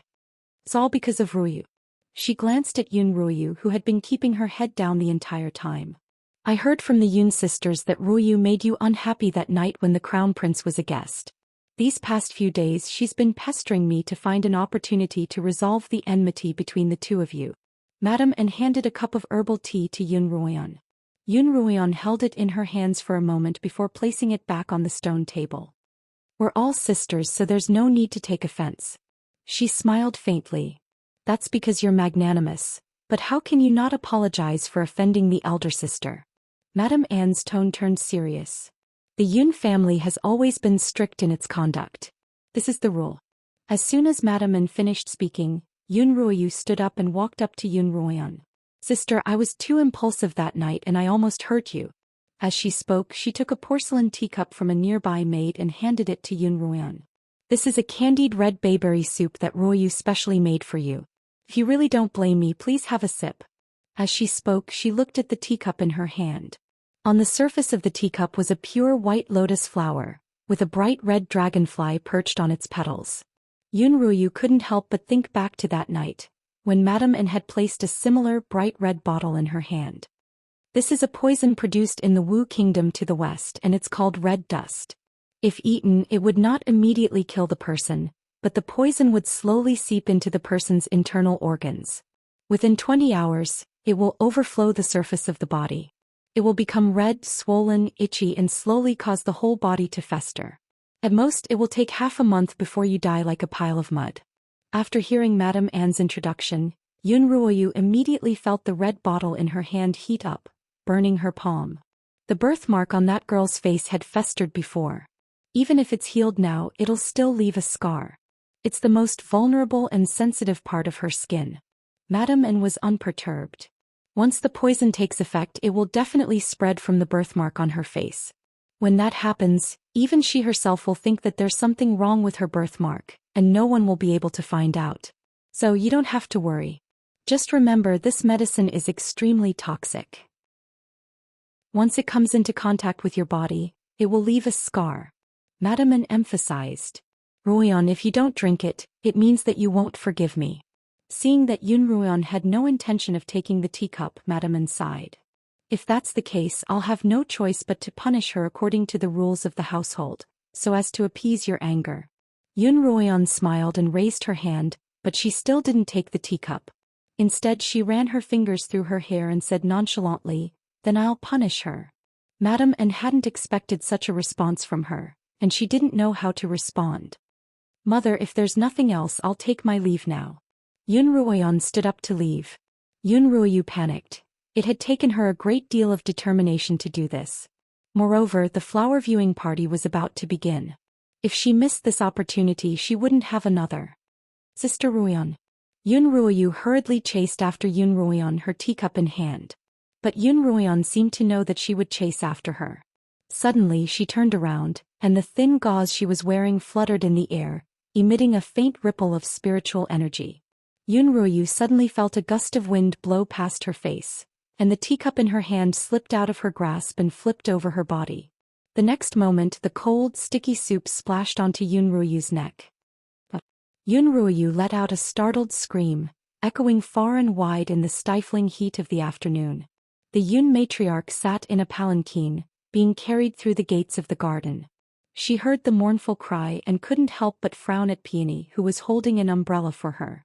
Just a moment ago, the Yun matriarch had woken up from her afternoon nap, and Peony had gone to her courtyard to say that her mistress wanted to invite her grandmother to the lakeside pavilion in the back garden to watch a play. The Yun matriarch didn't ask any questions and simply followed her. She hadn't expected to hear the play before she'd seen it. Mother, help me wipe it off. Sticking to my skin. Yun Ruoyu jumped up and down, crying and screaming as she ran toward Madame An. Don't come over, don't come over. Madame Anne's face paled as she hurriedly dodged. Sister, save me. I don't want a scar, I don't want a scar. Yun Ruoyu ran toward Yun Ruoyao again. No, no, don't come over, don't come over. Yun Ruoyao was also being chased by Yun Ruoyu, running in circles around the pavilion. Second miss, what's wrong? The crowd of maids who didn't know what was going on were also frightened by the scene. In an instant the pavilion was filled with chaos and chaos. What's going on? The Yun matriarch hadn't seen such a scene in her own backyard for many years, and she couldn't help but yell angrily. She didn't usually speak loudly, but this time her voice was very loud. Everyone in the pavilion was stunned. Grandmother, save me. Yun Ruoyu looked at the Yun matriarch as if she had seen a life-saving straw, and she turned and ran toward her grandmother. With her hands clasped behind her back, Yun Ruoyan appeared in front of her in 2 steps, raised her foot and kicked her in the chest. Yun Ruoyu felt a strong force on her chest, but she didn't feel any pain. Instead, her body flew up involuntarily. Plop. In the next instant, her entire body fell into the lake. In the pavilion, the Yun matriarch sat on a stone bench, while Yun Ruoyu knelt on the ground, her clothes drenched. Grandmother, please call a doctor to save me. Yun Ruoyu felt an unbearable itch on her chest where the soup had touched her, and she couldn't help but scratch at it. Yun Ruoyu's clothes were drenched, her hair was disheveled, and she kept scratching at her chest. The Yun matriarch couldn't bear to see her in such a state, so she ordered Xiaolon to find a doctor. She then turned to Madame An and demanded coldly, "Tell me what's going on?" "Mother, I don't know either," Madame An said anxiously and confusedly. She had only called for her 2 daughters because she wanted to resolve the conflict between them, and she didn't know what was going on either. In a few sentences she had completely disregarded herself. Yun Ruoyu's chest was numb, and her heart was filled with fear. She looked at her mother, who had always doted on her, with teary eyes, but she didn't dare expose her. She had always been stubborn, and her mother hadn't been able to protect her. She had always lived under Madame Anne's protection. She didn't dare imagine how she would survive in the Yun family without Madame Anne's protection or Yun Ruoyao's support. "Ruoyu, tell me what's going on." The Yun matriarch shouted at Yun Ruoyu. Yun Ruoyu, on the other hand, was shivering on the floor, unable to speak. "Sister Ruoyu, just admit it." Yun Ruoyao suddenly spoke up. "Grandmother, Ruoyu was just muddle-headed for a moment. Please spare her." Yun Ruoyu turned to look at her sister, all the emotions in her heart turning into tears. However, she still gritted her teeth and didn't say a word. "All right, if she won't talk, you talk," the Yun matriarch said to Yun Ruoyao. Yun Ruoyao glanced at Yun Ruoyu, steeled her heart, and slowly began. "Yesterday, Sister Ruoyu came looking for me, saying that she'd found something interesting and wanted to show me." She paused. "What was it?" the Yun matriarch asked. "It was a red bottle, and she said that it contained a medicinal powder that would make one's body itch," Yun Ruoyao replied. "I didn't expect that she'd put the powder in her soup either. I'm sure she was just trying to play a prank on you." "Was that so? A medicinal powder that makes one's body itch?" Yun Ruoyan smiled coldly. "Where's that medicinal powder now? Sister Ruoyu, can you show it to me?" "No, no more." Yun Ruoyu raised her head and stammered, "There wasn't much to begin with, and it's all been used up." Yun Ruoyu sneered inwardly. She'd reacted quite quickly, leaving her with no evidence. "Grandmother, I know I was wrong." Yun Ruoyu cried as she knelt before the Yun matriarch. "I won't dare to play a prank on you again. There's a next time." The Yun matriarch's face was ashen. "It looks like I've really been too lenient with you all. How dare you drug your own sister? This time it was a prank, but next time, it'll be a lethal one. I wouldn't dare, I wouldn't dare." Yun Ruoyu crawled on the floor, her hands scratching at her neck. In a few moments her slender neck was covered in bloody scratches. "Mother, Ruoyu's still young," Madame An pleaded. Madame An pleaded, "She's already suffered the consequences of her own actions. Please calm down and let her off this time." It's all because you've spoiled her." The Yun matriarch glanced at Madame An. "She wasn't trying to harm me but Ruoyan. Go ask Ruoyan if she's willing to forgive her. Ruoyu, hurry up and beg your sister for mercy." Madame An shouted at Yun Ruoyu. Although Yun Ruoyu was extremely unwilling, she still turned around and knelt before Yun Ruoyan. Sister, I'm still young and mischievous, so please forgive me. Yun Ruoyan smiled faintly, her gaze sweeping across Madame and Yun Ruoyao. This isn't the first time you've played a prank on me like this, has it? Every time I let you off, you'll think that I'm easy to bully. She turned to the Yun matriarch. Grandmother, don't blame me for being petty, but the Yun family has strict rules. If I let you off so easily, what's the point of talking about rules? Mother, don't you agree? Yun Ruoyan turned back to Madame couldn't help but frown. Those were her exact words, and now that Yun Ruoyan had thrown them back at her, she naturally couldn't slap herself in the face. Ruoyu may have gone too far this time, but she's still young. I hope you won't hurt her, Mother. Yun Ruoyan glanced at Yun Ruoyu. Seeing the bloody marks on her neck, she felt that the wounds weren't light at all. Who asked me to be the elder sister? She sighed before turning to the Yun matriarch. I'll punish Ruoyu with confinement in her own courtyard. The Yun matriarch patted Yun Ruoyan's hand, feeling that this punishment couldn't be any lighter. All right, I'll do as you say. She looked at Yun Ruoyan with a gratified gaze. I'll let you decide the length of confinement. You can release her when you've truly calmed down. Yun Ruoyu's hand that was scratching her neck suddenly stopped. If Yun Ruoyan didn't calm down, would she be confined for the rest of her life? Just as she was about to speak, Madame N glared at her, forcing her to close her mouth. Grandmother, it's too hot here. Let me send you back to your quarters. Yun Ruoyan supported the Yun matriarch obediently. Right, let's go back. The Yun matriarch smiled. You haven't been to my place for many days. Do you like the fruits I had Xiaolon bring you? I like them very much, and I was even thinking of asking for some more from you, Grandmother. Right, I have a lot of them. You can have as much as you want. The two of them walked out of the pavilion together.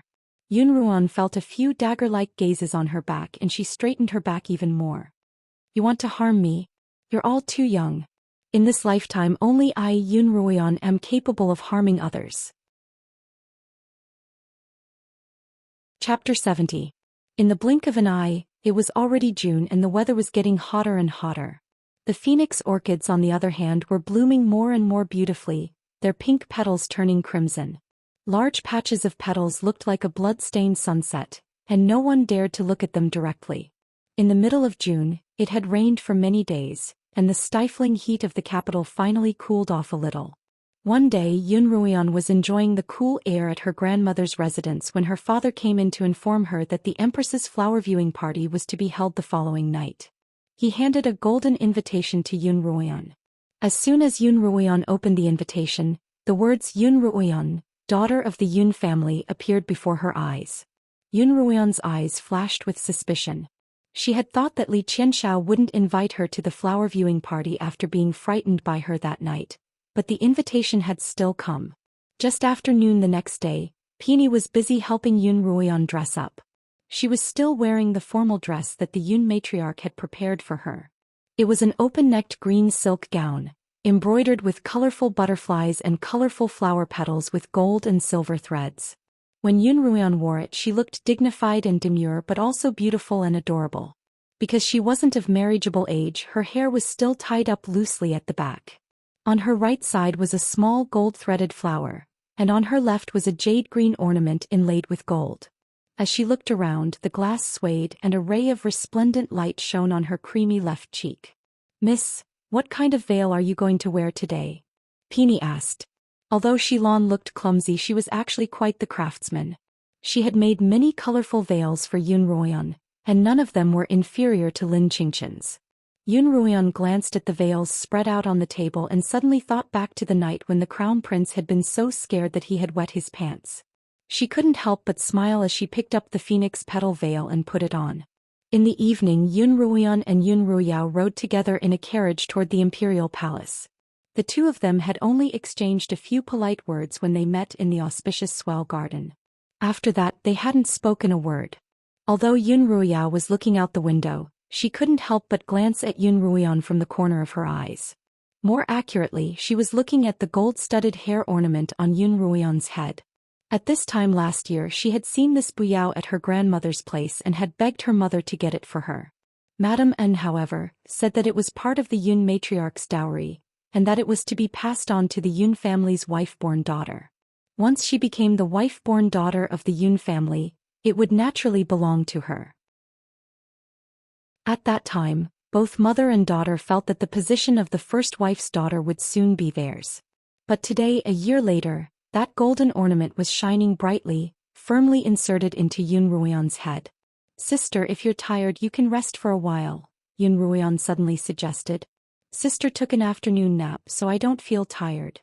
Yun Ruoyao smiled awkwardly, but in her heart she was somewhat shocked. She turned her gaze away and hid her hatred even deeper. At dusk, the carriage finally stopped at the eastern gate of the palace. There were 4 gates to the Li Kingdom's palace. The northern gate was the main gate, and it was used by the nobles and officials to enter and exit the palace. The western and southern gates were used by palace maids and eunuchs, while the eastern gate was used by the female members of the royal family. By this time, there were already quite a few carriages waiting in front of the eastern gate, all of them waiting to enter the palace for the flower viewing party. Yun Ruoyao notified Yun Ruoyan that she was on her way, then left the carriage to catch up with the other scions of the noble families. Yun Ruoyan sat in the carriage for a while longer. As soon as she stepped out, she saw Pei Zhou walking toward her, wearing a white robe and a white jade crown. His handsome face was full of smiles. "Sister Ruoyan, you're here. It took me a while to find you." He had arrived early in the morning and had already searched the entire area. When he saw the Yun family's carriage from afar, he hurriedly walked over. Coincidentally, he saw Yun Ruoyan open the curtains to a light from the carriage. Once he saw her, he couldn't take his eyes off her. "Oh." Yun Ruoyan raised an eyebrow. "Young Master Pei, are you here to give me a high-grade spiritual pill, or have you finished forging the tiger canine arrowheads?" Pei Zhou paused, his face a little embarrassed. "Sister Ruoyan, you know how precious spiritual pills are. I told my father about them, but he didn't agree. As for the tiger canine arrowheads, they're already in the process of being forged." Yun Ruoyan laughed. "Oh, so young Master Pei doesn't keep his word. Then why did you agree so readily back then? Were you joking with me?" Pei Zhou's face began to turn red. "Other than the spiritual pill, as long as it's within my means, I'm willing to do it for you." "Really?" Yun Ruoyan's face was still plastered with a teasing smile, but it was so beautiful that it was impossible to dislike her. "Yes, really." "Good." Yun Ruoyan looked at Pei Zhou. "From now on, other than giving me the spiritual pill and the tiger canine arrowheads, please stay as far away from me as you can. I don't want to see you." Pei Zhou's warm heart felt as if it had been thrown into an icehouse, and it kept sinking. He really couldn't understand why Yun Ruoyan hated him so much. In terms of status, although the Peis weren't as prominent as the Yun family under Pei Yingxiong's management, the Pei's status had only grown higher and higher. Yun Ruoyan was the eldest daughter of the Yun family, while he was the only son. As long as she married him, she would inherit the entire Pei family, and she wouldn't have to worry about sibling rivalry.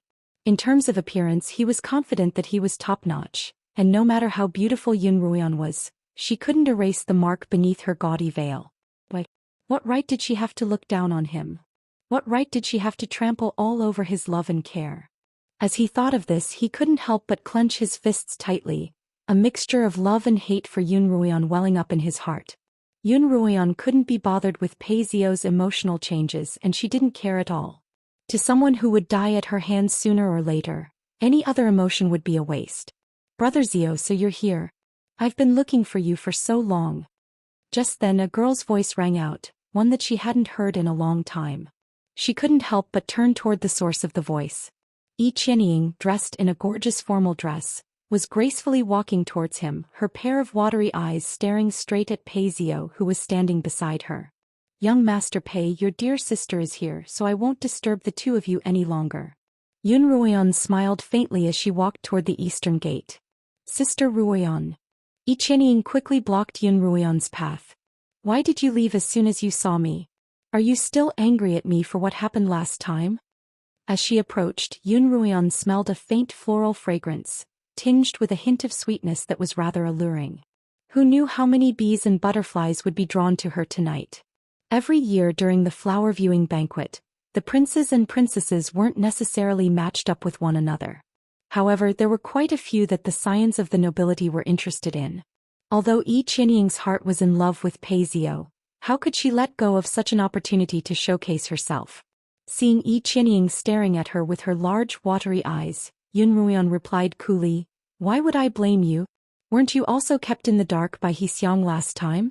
If I want to blame someone, I can only blame Xiang for eating a bear's gall and being blind enough to harm anyone." "Sister, you're right. Now that Xiang has been dealt with, I'm sure you've calmed down," Yi Qianying replied without a change in expression. "Sister Qianying, why are you here?" Pei Zio walked over and asked curiously. He hadn't seen Yi Qianying in a long time, and as far as he knew, she wasn't qualified to attend the banquet. Yi Qianying smiled brightly as she looked at Pei Zio. "My second uncle sent me an invitation." Although Yi Qianying was the eldest son of the Yi family, both her parents had passed away when she was young. The Yun matriarch, afraid that she would be ostracized by the Yi family, had raised her by her side from a young age, and the Yi family had almost forgotten about her existence. However, of the two daughters of the current head of the Yi family, one was ugly and the other useless, so Yi Qianying had no choice but to attend the banquet. Just then, a eunuch walked out from the eastern gate and announced that the flower-viewing banquet was about to begin, and that the scions and misses of the nobility should enter the palace as soon as possible. Yun Ruoyan followed a procession of more than 30 people, led by palace maids and eunuchs, through the tall eastern gate and into the palace of the Li Kingdom, a place she hadn't visited in her past life. At this moment, night had already fallen. The tall and majestic palace appeared even more majestic and solemn in the misty night. Some of the scions of the nobility had attended the flower-viewing banquet last year, and those who hadn't before couldn't help but whisper among themselves. As they passed by a stone statue that was at least 30 feet tall, Yun Ruoyan couldn't help but stop. It was a statue of a qilin, its entire body wrapped in flames. Its hind feet were planted firmly on the ground, and its forepaws were raised high as if it were about to take flight. Yun Ruoyan raised her head, her gaze landing on the statue's enormous head. Its fangs were protruding, and its two large eyes were looking up into the sky, as if it really were about to leap into the heavens at any moment. Just looking at it made Yun Ruoyan's heart flutter, and she couldn't help but fall into a daze. "That's a flame qilin." Qiuqiu's voice rang out in Yun Ruoyan's mind, its tone full of yearning. "A flame qilin. Isn't this the legendary sacred beast that can swallow the sun and the moon?" Yun Ruoyan exclaimed. "Which family's young miss is that? Don't you know the rules?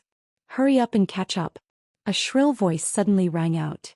Yun Ruoyan turned around to see a white-faced, middle-aged man dressed in a eunuch's robe standing not too far away, scolding her. The procession of more than 30 people had already walked far away. "Eunuch, how she's my friend." Just then a familiar male voice rang out from behind Yun Ruoyan. Before Yun Ruoyan could turn around, a familiar black-robed figure appeared in front of her. Wow! Li Qianhan stood in front of Yun Ruoyan, his eyes and mouth wide open in an exaggerated manner. Who would have thought that an ugly girl would transform into a phoenix in just a few days? Ha! Yun Ruoyan was amused by his expression. "Third Prince, you haven't changed at all. Even in your own home you're still acting so sneakily." Eunuch Hao stood behind the two of them. Seeing that the two of them were actually reminiscing about old times, he couldn't help but feel anxious. He bowed and said, "Third Prince, miss, if you don't leave now, it'll be past time for the flower viewing party." Li Qianhan suddenly grabbed Yun Ruoyan's hand and said to the white-faced eunuch, "Eunuch Hao, please slow down. I'll be leaving with my friend first." Yun Ruoyan felt a gust of wind beneath her feet, and then her entire body was lifted into the air. She could hear the wind howling by her ears, and the pavilions on both sides of her flew backward. "Miss Yun." Li Qianhan turned around. "My uncle's here tonight and I'm sure he'll be happy to see you." "What did you say?" Yun Ruoyan didn't hear him clearly. Chapter 71.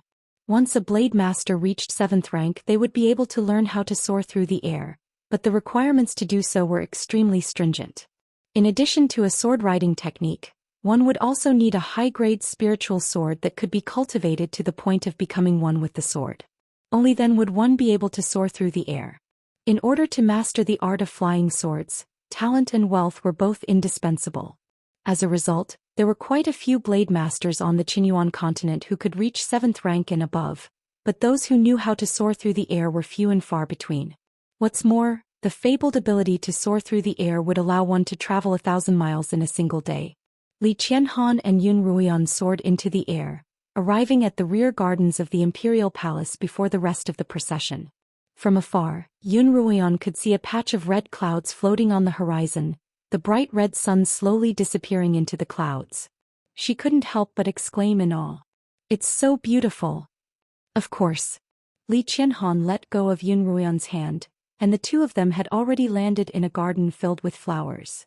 Other than the Minghuang Mountain, you can only see such a large patch of phoenix orchids in the imperial palace in the summer gardens. Only then did Yun Ruoyan realize that the red clouds in the sky were actually a forest of phoenix orchids. "Let's go, I'll take you to the garden where the flower viewing party will be held." Li Qianhan quickly brought Yun Ruoyan to the garden. By then, all of the scions had already entered the garden and taken their seats. The moonstones embedded in the floorboards glowed brighter and brighter, illuminating the entire garden as if it were a fairyland. Yun Ruoyan turned around, but Li Qianhan was nowhere to be seen. He had disappeared again. "Sister Ruoyan, sit here," Yi Qianying called out to Yun Ruoyan. Yun Ruoyan looked around and saw that all of the seats in the garden were already occupied. Yun Ruoya was sitting next to a girl whose name she didn't recognize, and the two of them were chatting happily. Only the seat next to Yi Qianying was empty and Pei Zia was sitting right next to it. Yun Ruoyan felt a headache coming on. Is the heavens doing this on purpose? If I don't find an opportunity to completely dispel this curse, I really won't be able to do it. As she sat down, she noticed an exquisite bouquet of multicolored flowers by the corner of the table. She saw that the other tables also had it, so she picked it up and played with it. As she played with it, she glanced at the disciples sitting across from her. Most of them were unfamiliar faces. Only a few of them had some impression of him since he had met them in the secret realm. Yi Qianying glanced at Yun Ruoyan from the corner of her eye, a sinister glint flashing across her beautiful eyes. This multicolored bouquet wasn't special. There was one at the corner of every table. It could be considered an ingenious decoration. However, Yun Ruoyan's bouquet contained a purple flower bud that no one else possessed. Yi Qianying had discovered this flower while she was concocting magical beast powder. It was colorless and odorless, but once it came into contact with the fragrance of another flower, it would release a strong aphrodisiac toxin. There was a small magical beast called Surge that relied on the fragrance of these two flowers to attract female beasts for mating. "Sister, look at this flower. It's so pretty. I don't even have one here." Just as Yun Ruoyan was daydreaming, a white arm suddenly appeared in front of her. Yi Qianying leaned forward and stretched out her arm as if reaching for something. Her loose sleeves slid down, revealing her snow-white arm, and a sweet floral fragrance wafted toward Yun Ruoyan. Yun Ruoyan subconsciously held her breath, but she still managed to inhale the fragrance. Yi Qianying held the purple flower in her hand, as if she had never seen such a beautiful flower before. "I've never seen such a beautiful flower before. Sister, why don't you give it to me?" Yun Ruoyan's instincts told her that something was amiss, but she didn't respond. Yi Qianying thanked her and took the flower away. Right at that moment, the garden that had been filled with laughter and chatter suddenly fell silent. Someone whispered, "It's the Slaughtering King. The Slaughtering King is here." Everyone raised their heads to look at the entrance of the garden. Out of the corner of her eye, Yun Ruoyan noticed a small purple petal that had fallen out of the bouquet in front of her.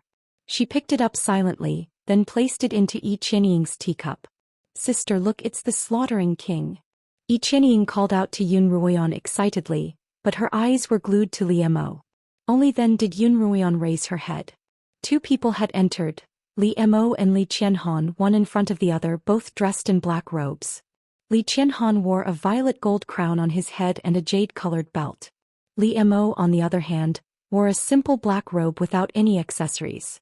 His long ink-black hair casually draped over his shoulders, and a third of his chiseled face was hidden behind his ink-black hair. What made him even more conspicuous was a pair of eyes so dark that they gleamed. Those eyes reminded Yun Ruoyan of the magical beasts she had encountered in the imperial territory, and she couldn't help but shiver. Yun Ruoyan wasn't the only one who felt the chill. The entire garden seemed to grow colder as a result of Li Mo's arrival. Almost everyone here had grown up listening to the legends of the Slaughtering King. And this person, shrouded in darkness, had suddenly appeared in front of everyone. For a moment, not even the sound of breathing could be heard. Noticing Yun Ruoyan's gaze, Li Qianhan met her gaze and winked mischievously, successfully drawing everyone's attention to Yun Ruoyan. Who's that person? The third prince actually winked at her. It was unknown who said this. Someone else whispered, I don't know. She looks a little unfamiliar, but she's so pretty. She must be the young miss of a large family. Of course. Look at her veil made from a phoenix orchid. I went to so many clothing stores but I couldn't find one like that, so I had to settle for a peach one. Yi Qianying puffed out her chest and announced proudly, This is my second cousin, the wife-born daughter of the Yun family, Yun Ruoyan. She's the wife-born daughter of the Yun family. Didn't they say that the wife-born daughter of the Yun family was ugly? How could she be so pretty? That's right, it looks like the rumors aren't true. Yun Ruoyan. Suddenly, the girl sitting next to Yun Ruoyan stood up. I heard that your cultivation has improved, and today, I'd like to challenge you to a duel in front of the slaughtering king. Yun Ruoyan paused. She saw that the girl was dressed in a dress that was far more complicated than her own, and she looked somewhat familiar, but she couldn't remember where she'd seen her before. Do you dare accept my challenge? The girl challenged again, seeing that Yun Ruoyan didn't respond. Li Mo was already seated at his seat, sipping on a cup of wine as if he were watching a show unfold. Yun Ruoyan smiled and stood up. Miss, how would you like to duel? Yun Ruoyan had long since heard of the various duels that took place during the flower viewing party. Usually, the duels would only begin after the emperor and empress arrived, but Li Mo's arrival had brought the duel forward. Because the girls were all dressed in formal attire, it wasn't appropriate for them to fight. The two of them walked to an empty field, holding a willow branch that had been broken off from a tree.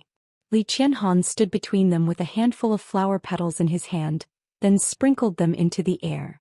The two of them had to infuse spiritual energy into the willow branch to harden it, then use the branch to stab the falling petals. Whoever managed to stab the most petals would be the victor. The originally soft willow branch in Yun Ruoyan's hand instantly straightened as she infused it with spiritual energy. Just as she was about to stab the petals, a strange heat suddenly surged out of her body. That heat spread rapidly and her entire body felt hot and dry. She couldn't focus and the willow branch in her hand became soft once more. Yun Ruoyan suddenly turned to look at Yi Qianying, who was sipping tea and smiling at Yun Ruoyan. The girl's cultivation clearly wasn't weak, and the willow branch pierced through more than a dozen petals in an instant, eliciting cheers from the crowd. I admit defeat, Yun Ruoyan suddenly exclaimed. She threw the willow branch in her hand away and turned to leave without another word. Hey! The girl didn't want to give up. You're not going to give up so easily. Yun Ruoyan, who had already turned away, felt a gust of wind behind her. She tilted her head and the willow branch brushed past her face. Ah! Low gasps could be heard from the surroundings. Her face, it's so scary. It looks like the rumors are true. The daughter of the Yun family really is ugly. She's still that ugly girl from before. The girl took the phoenix petal veil from the willow branch and held it out to Yun Ruoyan. Come and take it. Yun Ruoyan didn't seem to hear the jeers around her, nor did she care about the girl's provocation. She didn't even turn her head. If you like it, I'll give it to you.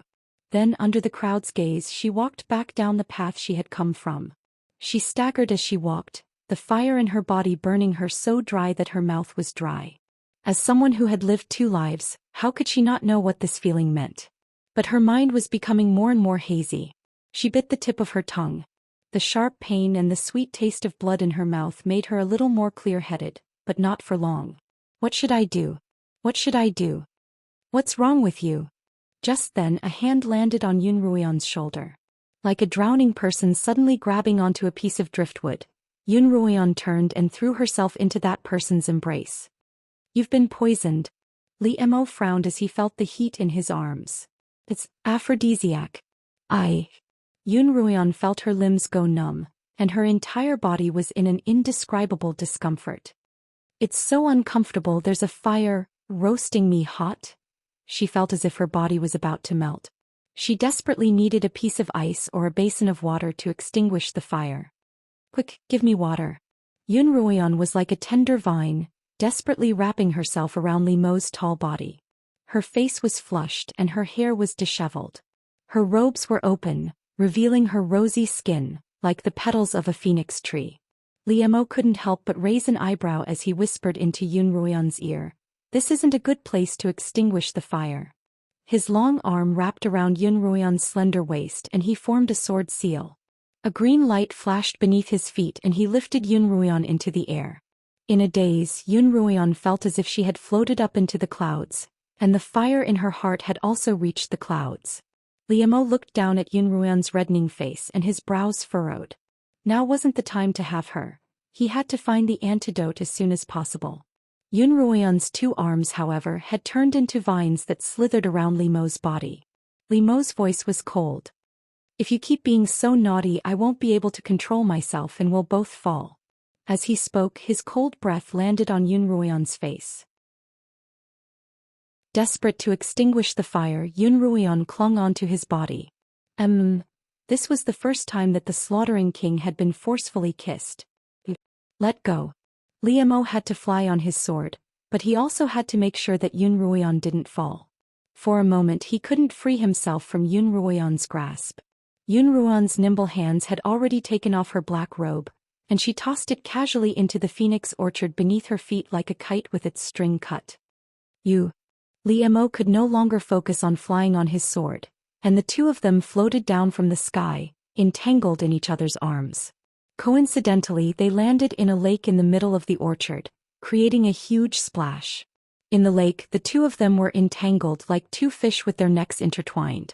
The surging lake water splashed against Yun Ruoyan's face, and the fake birthmark on her right cheek faded bit by bit. Her face, even more perfect than a phoenix petal, was slowly revealed to Li Mo. Li Mo's eyes slowly widened, and his inky black pupils began to take on a mysterious, icy blue hue. Chapter 72. In the Phoenix Orchid Forest, in the lake that was filled with petals, Yun Ruoyan slowly removed her disguise. She was like the most beautiful crystal in the world, but because it had been obscured by dust and dirt, she had been treated as an ugly stone by the ignorant world and abandoned in a corner. But one day, when she was cleansed and revealed her true appearance, she would surely amaze the world. Before she could amaze the world, she would first amaze Li Mo. Li Mo gazed at Yun Ruoyan's cleansed face. His icy blue eyes seemed to be filled with a sky full of stars, and Yun Ruoyan was the brightest of them all. "I only thought you smelled good, but I didn't expect you to be so pretty."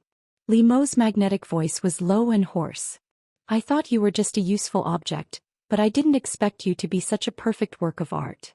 That man's unique voice was like an elongated malt candy, sweet but not greasy, gentle but not seductive. It drilled into Yun Ruoyan's ears and coiled around her burning heart. Yun Ruoyan couldn't help but wrap her legs around Li Mo's body even tighter. Li Mo finally couldn't help but grit his teeth and groan. As if infected by the woman in his arms, his face finally took on the color of phoenix petals. Because of the aphrodisiac, Yun Ruoyan's senses were mostly clouded, and the remaining 20% was only enough for her to discern the man's face. Yes, she had to see his face clearly. No, she had to see him clearly. Yun Ruoyan panted, suppressing her strong urge to melt into his body. She wrapped her legs around his slender waist, one arm around his neck and the other hand carefully tracing his face. His face seemed to be carved from jade, a perfect blend of delicacy and toughness. His long ink-black eyebrows were as sharp as blades, extending all the way to his loose ink-black hair. His eyes were a strange and mysterious icy blue, and his lips were so red that they looked as if they were about to bleed. Yun Ruoyan couldn't care less about who this seductive man was. Who is he? Why is he here? Why is he with me? Her gaze landed on Li Mo's slightly pursed lips. If blood were to seep from those lips, it would surely be as sweet as honey. Finally, she gave in to her heart's desire once more and kissed Li Mo. In the past, Li Mo had refused to accept her because her cultivation was too low, and she wasn't qualified to be his cauldron. In his eyes, Yun Ruoyan was no longer just a cauldron that hadn't matured yet. Instead, she was the most intoxicating fruit in the world.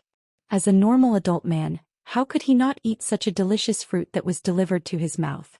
He grabbed the back of Yun Ruoyan's head, turning from passive to active, but his body leaned backwards.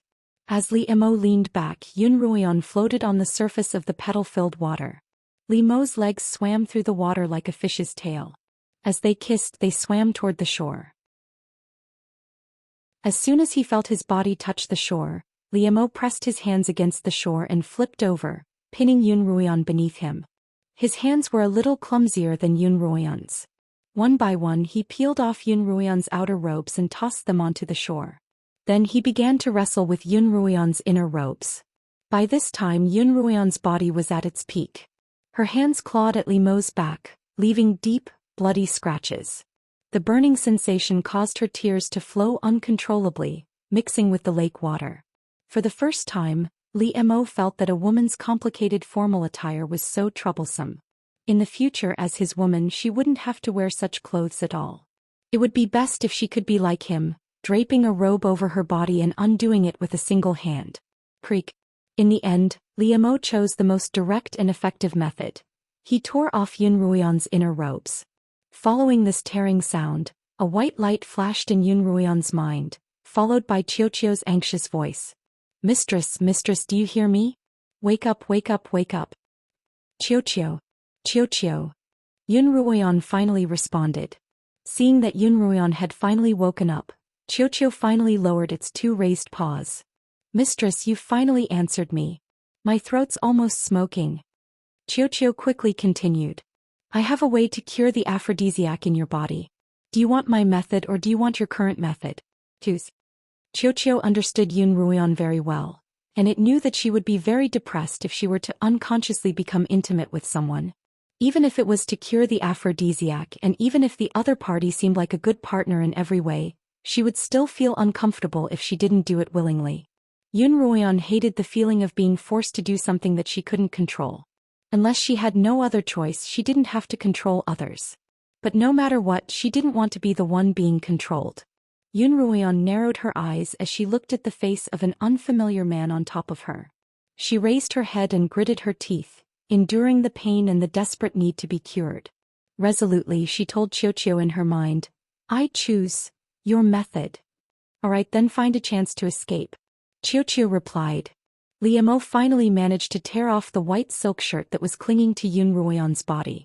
Yun Ruoyan's snow-white body under the bright moonlight in the clear lake water, and in the crimson phoenix petals, was like a dream faintly discernible in Li Mo's eyes. Done. Li Mo's icy blue eyes were tinged with a fiery red. He panted heavily.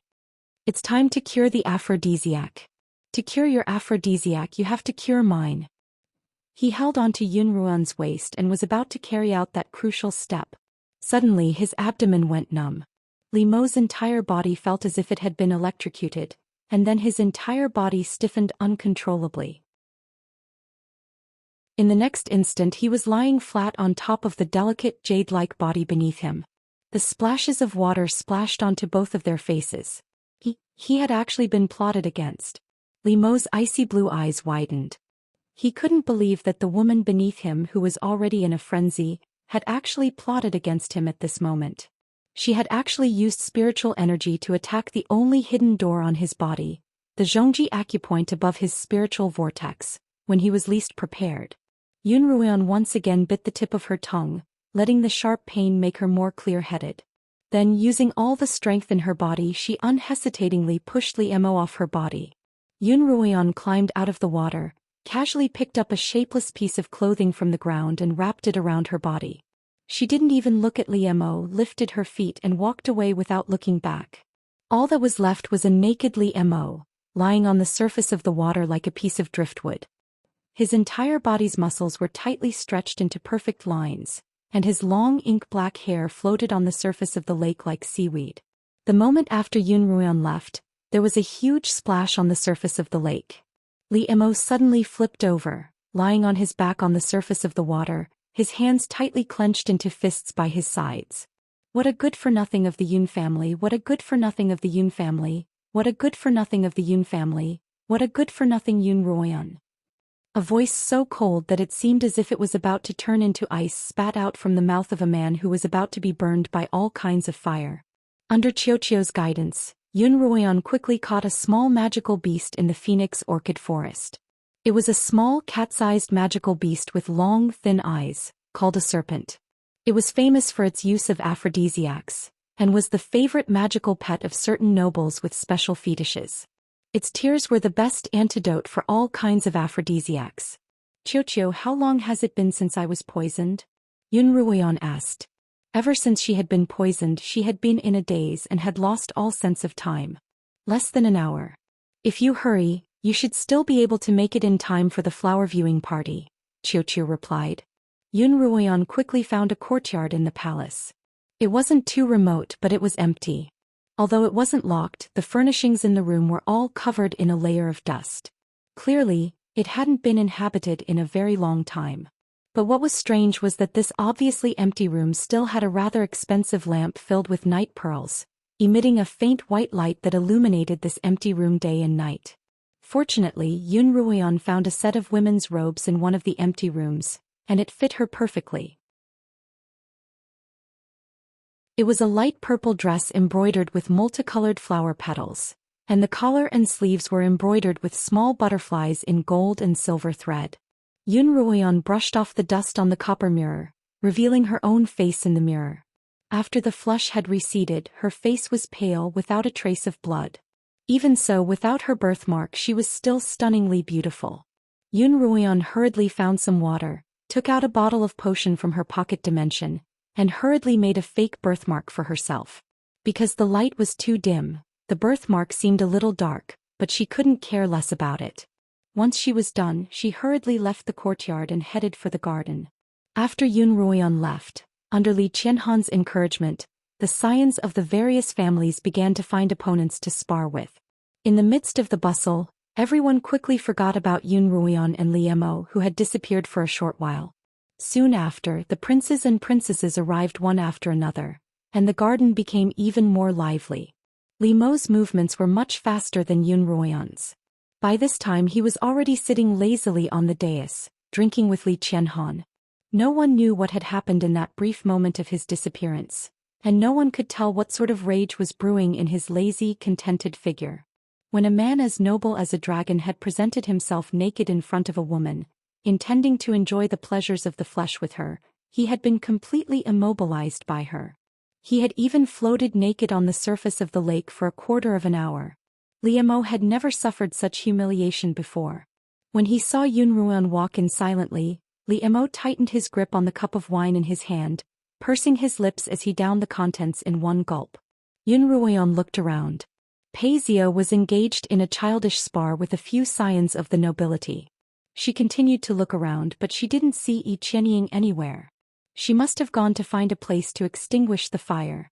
But she didn't know if she'd be as lucky as Yun Ruoyan. If Yun Ruoyan harmed her, Yi Qianying would be in deep trouble as well. "You come here." Just as Yun Ruoyan was lost in thought, Li Mo suddenly stood up and pointed at Yun Ruoyan, who had just walked in. "Refill my cup of wine." Yun Ruoyan frowned slightly as she glanced at Li Mo.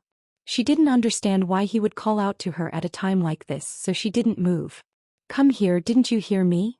Li Mo called out again, this time angrily. Yun Ruoyan saw that his face was slightly flushed, but his dark eyes were frighteningly bright. She didn't know what was going on. After all, she'd saved his life twice. What kind of attitude was this? Was he drunk and making fun of her? Chapter 73. Although she was extremely reluctant, disobeying the slaughtering king's orders wasn't a wise decision at a time like this. Lowering her head, she obediently walked in front of Li Mo, took the flask of wine from Li Qianhan, and filled Li Mo's cup to the brim. "Is that enough?" she asked coolly, still not looking at Li Mo. Li Mo leaned forward slightly, leaning close to Yun Ruoyan's ear. But there's no rush. There's plenty of time." "What do you mean?" Yun Ruoyan finally looked at Li Mo. "Don't try to get drunk on me, I won't fall for it." Not only did she look Li Mo in the eye, she even pointed a finger at Li Mo's nose. The princes and princesses by Li Mo's side couldn't help but gasp, including Li Qianhan. In all his years he had never seen anyone dare to glare at him, much less point at his nose. Not even his own father had dared to do such a thing. Everyone in the Li Kingdom's court paled at the mere mention of the slaughtering king. Not just in the Li Kingdom, But the slaughtering king's influence had spread throughout the entire Qinyuan continent. Killing a member of the royal family was as easy as child's play, and even the emperor of the Yu kingdom could only complain about the death of his nephew. This ugly girl from the Yun family must have eaten the heart of a giant bear and the gall of a night demon leopard to dare challenge the slaughtering king to his face. Yun Ruoyan, what are you doing? Get out of here. Li Qianhan hissed, staring at Yun Ruoyan with his amorous eyes. Yun Ruoyan had no intention of paying him any mind. She hadn't eaten the heart or gall of the bear, but after all that torment she was on the verge of losing control. Li Mo's anger was no less than Yun Ruoyan's. Suppressing the urge to grab Yun Ruoyan and tear off her fake birthmark, as well as the urge to strip her naked in a secluded corner, he drained his cup of wine once more. Li Qianhan looked at the two men standing opposite each other, confused. He had never seen his uncle, who was as cold as a block of ice, so agitated. Sometimes he even wondered if this little uncle of his was a human, because he didn't seem to have the 7 emotions and 6 desires that a normal person should have. He just followed his heart's desires. However, at this moment he finally felt that his little imperial uncle was about to lose his temper like a human. But this anger was a little strange. Who had provoked him? Could it be this ugly girl from the Yun family? No way. That's right, it seemed like the two of them disappeared for a short while just now. Did something happen during that short while? Ouch. It was such a pity that he didn't follow them. Li Mo placed his empty cup on the table in front of him and pointed a finger at Yun Ruoyan's nose. In a voice so low that only the two of them could hear, he said, "Now immediately get out of my sight." Yun Ruoyan's brows furrowed and in a very low voice she said, "You're crazy." Then she turned around and walked away. She had just walked to a secluded corner to quell the anger in her heart when a teasing female voice called out to her. I was wondering who it was, but it's that ugly girl from the Yun family." The entire garden once again fell silent because of Yun Ruoyan, and everyone's gaze fell upon her once more.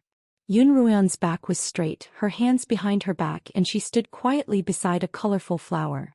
She wore a light purple tunic embroidered with the same colorful patterns, which accentuated her slender figure. She was like a solitary iris, untainted by a speck of dust. If she hadn't turned around, this silhouette would have become an unforgettable memory for all the Xians present. But Yun Ruoyan slowly turned around.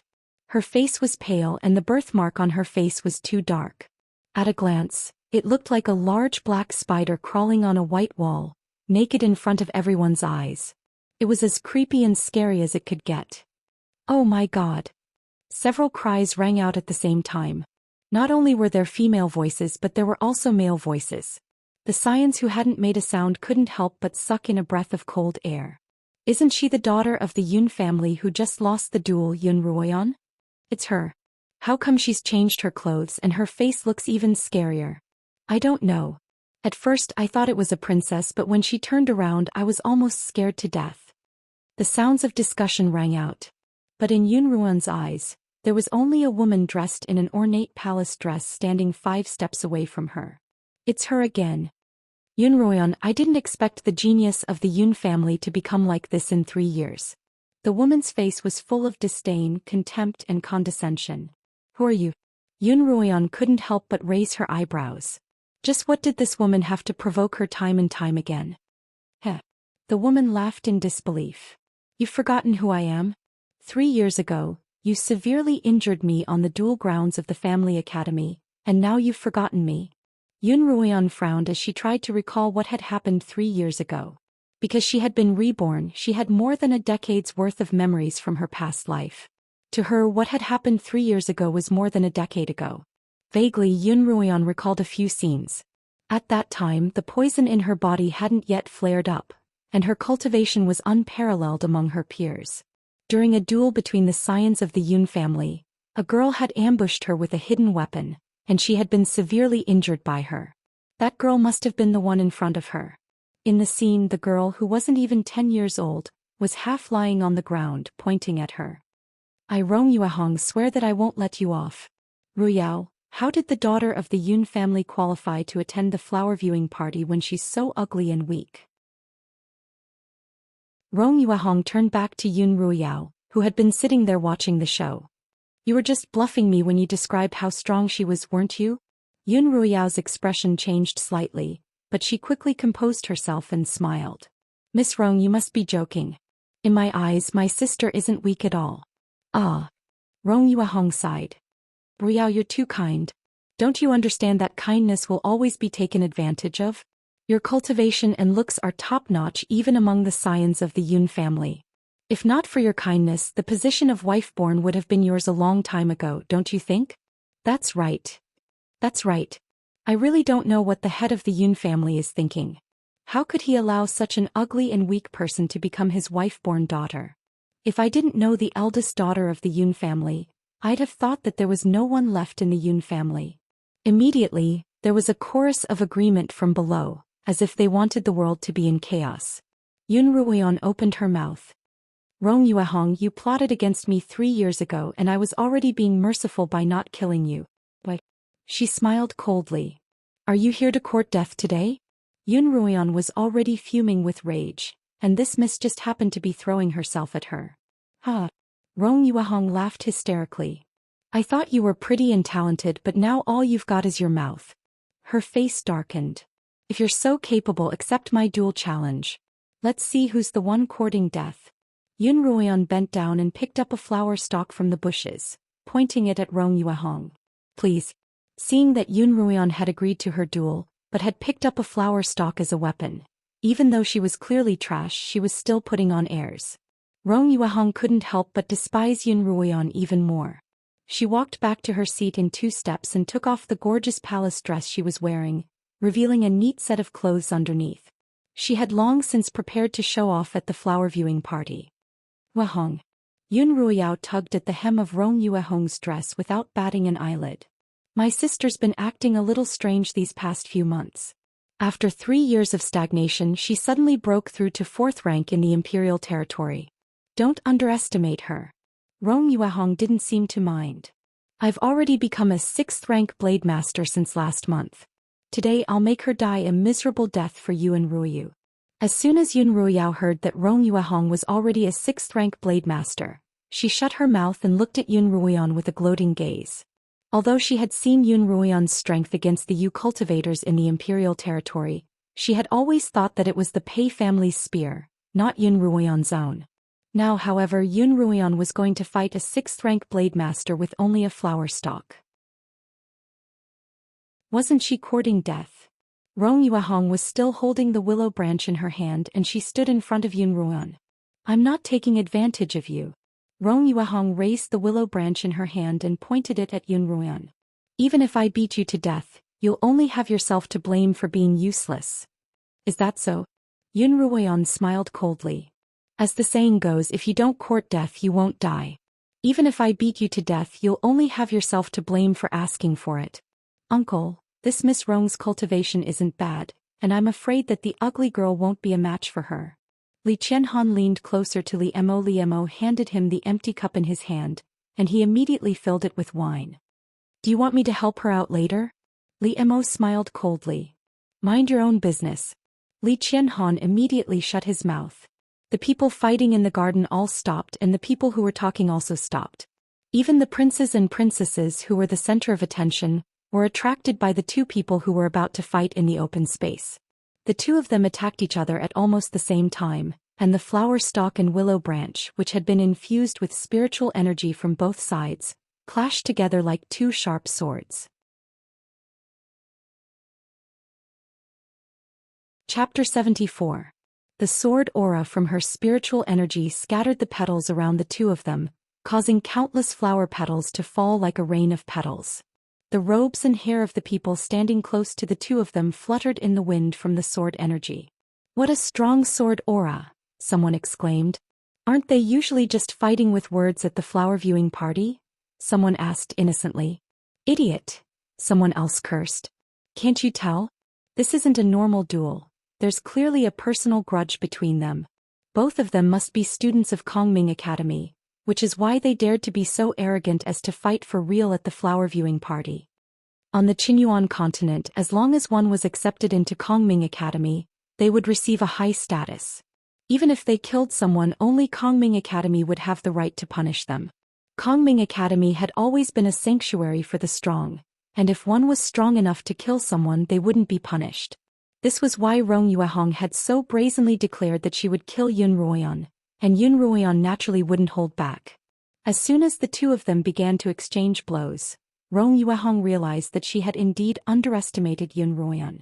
To her surprise, Yun Ruoyan's spiritual energy wasn't any lower than hers. Because she knew that Yun Ruoyan was a 4th-rank blade master, she hadn't used her full strength. Instead she had used 50% of her spiritual energy. Even a 5th-rank blade master would be able to crush a 4th-rank blade master. However, to Rong Yuehong's surprise, her 5th-rank spiritual energy was blocked by an equally strong spiritual energy. What's going on? Is she even stronger than a 4th-rank blade master? Rong Yuehong turned to look at Yun Ruoyao, but Yun Ruoyao didn't understand. At first she had thought that Rong Yuehong was intentionally suppressing Yun Ruoyan with her spiritual energy. This was a common tactic used by the strong against the weak, but Rong Yuehong's sudden glance at her made her realize that something was amiss. Was Yun Ruoyan up to something again? In her shock, Rong Yuehong quickly increased her spiritual energy from early 5th rank to mid-5th rank, and then to peak 5th rank. At the same time, Yun Ruoyan's expression didn't change as she increased the intensity of Rong Yuehong's attacks. Rong Yuehong's expression quickly changed from relaxed to nervous and strained. When she exerted her spiritual power to its limit, the 6th level, her face had already swollen to the color of pig liver. On the other hand, Yun Ruoyan's face was ugly, but it had always been calm and unhurried, as if nothing had happened to her. This unexpected turn of events left the surrounding disciples, who had been waiting to see Yun Ruoyan make a fool of herself. What's going on? Isn't the ugly girl from the Yun family supposed to be very weak? How can she fight with Miss Rong for so long? That's right. During the Thorny Flowers battle just now, this ugly girl clearly admitted defeat in fright before it even started. How did she suddenly explode with such a strong spiritual power? Could it be that the daughter of the Yun family was hiding her strength? Some people with keen eyes finally saw through the clues. As this voice rang out, everyone let out a puzzled gasp. The only possibility for such a situation to occur was that he was hiding his strength. But why? Every single descendant of the Yun family was trying their best to show off their strength. Why did this ugly girl of the Yun family have to hide her true strength? Li Qianhan also craned his neck, somewhat surprised and delighted. What a surprise, what a surprise! He pointed at Yun Ruoyan with his wineglass and turned to Li Emo. That ugly girl still had a trick up her sleeve. What a surprise! Li Emo snorted. She's definitely holding back more than one trick. She'll definitely give you a bigger surprise. What do you mean, uncle? Li Qianhan asked. He felt that there was a deeper meaning to Li Mo's words, but he couldn't quite figure it out. Li Mo lowered his head and sipped his wine. He didn't say a word and he didn't even look at the battle. The Emperor and Empress hadn't even entered the garden yet when they heard the discussion within, and they couldn't help but frown. Eunuch Hao stood at the entrance of the garden, and when he saw the Emperor and Empress walk toward him, he straightened his back and was about to shout for help. Li Xiu gestured to him from afar, and Eunuch Hao closed his gaping mouth and returned to his bowed posture. Li Xiu was a thin man in his 40s, dressed in a violet gold dragon robe and a violet gold dragon crown. His face was pale and his beard long, and his long slender eyes shone with a shrewd light. As he gestured to Eunuch Hao, he raised his head and looked at the garden. The garden was a place in the rear gardens dedicated to the cultivation of exotic flowers and plants. It was also used by the imperial family to entertain officials and distinguished guests, and it was often used for tea parties and flower viewing parties. As a result, in order to give it a unique appearance, its walls weren't made of bricks but of vines and creepers. Through the gaps in the vines, Li Xiu could see the petals and leaves that had been stirred up by spiritual energy. He couldn't help but stroke his beard before turning to the Empress. It looks like there's an expert among this year's batch of scions, and an impatient one at that. The Empress was dressed in a bright yellow phoenix robe, embroidered with a golden phoenix spreading its wings. Her hair was adorned with 12 ruby-studded phoenix hairpins, which were both dazzling and gorgeous. I wonder whose scion he's from? He doesn't know the rules. Her brows were still furrowed. Li Xiu smiled and stepped into the garden. Memories of the past that she had never forgotten, but which she would never deliberately recall, surfaced in her mind. In Yun Ruoyon's last tournament at the family academy, she had lost to Yun Ruoyu and Yun Ruoyao, who had always been inferior to her. As she lay on the arena, bleeding from her mouth, Yun Lan said coldly, "You've really disappointed me. After half a year you've actually regressed instead of improving. I've never seen a situation where you're regressing instead of improving. I'm afraid you'll never be able to improve in this lifetime." That's right, the family academy is meant to nurture talents, not trash. Following Yun Lan's words, the instructors and the other scions all nodded in agreement. Didn't I say that growing up might not be the best you've ever been? Don't come back to the academy ever again. Yun Lan left these cold words behind before disappearing, leaving Yun Ruoyan alone on the cold arena, enduring the scorn and mockery of the crowd. She had always thought that she had been kicked out of the academy because her cultivation had regressed. For a long time she couldn't understand why she had been kicked out of the academy. Although her cultivation had regressed, there were plenty of students who were weaker than her in the academy. But as time passed she had slowly come to accept this reason. She just hadn't expected it to be so. For the sake of his own career, for the sake of the Yun family, sacrificing an ugly daughter whose cultivation had regressed was indeed Yun Lan's style. "What, are you afraid now?" Sensing that Yun Ruoyan's attacks were weakening, Rong Yuehong lifted her chin once more. "I'd advise you to stop now or else." Before Rong Yuehong could finish her sentence she spat out a mouthful of blood, and her entire body was sent flying by a powerful wave of spiritual energy. "Hong!" In the corner the Empress shouted at Yun Ruoyan. "How dare you hurt my Hong?"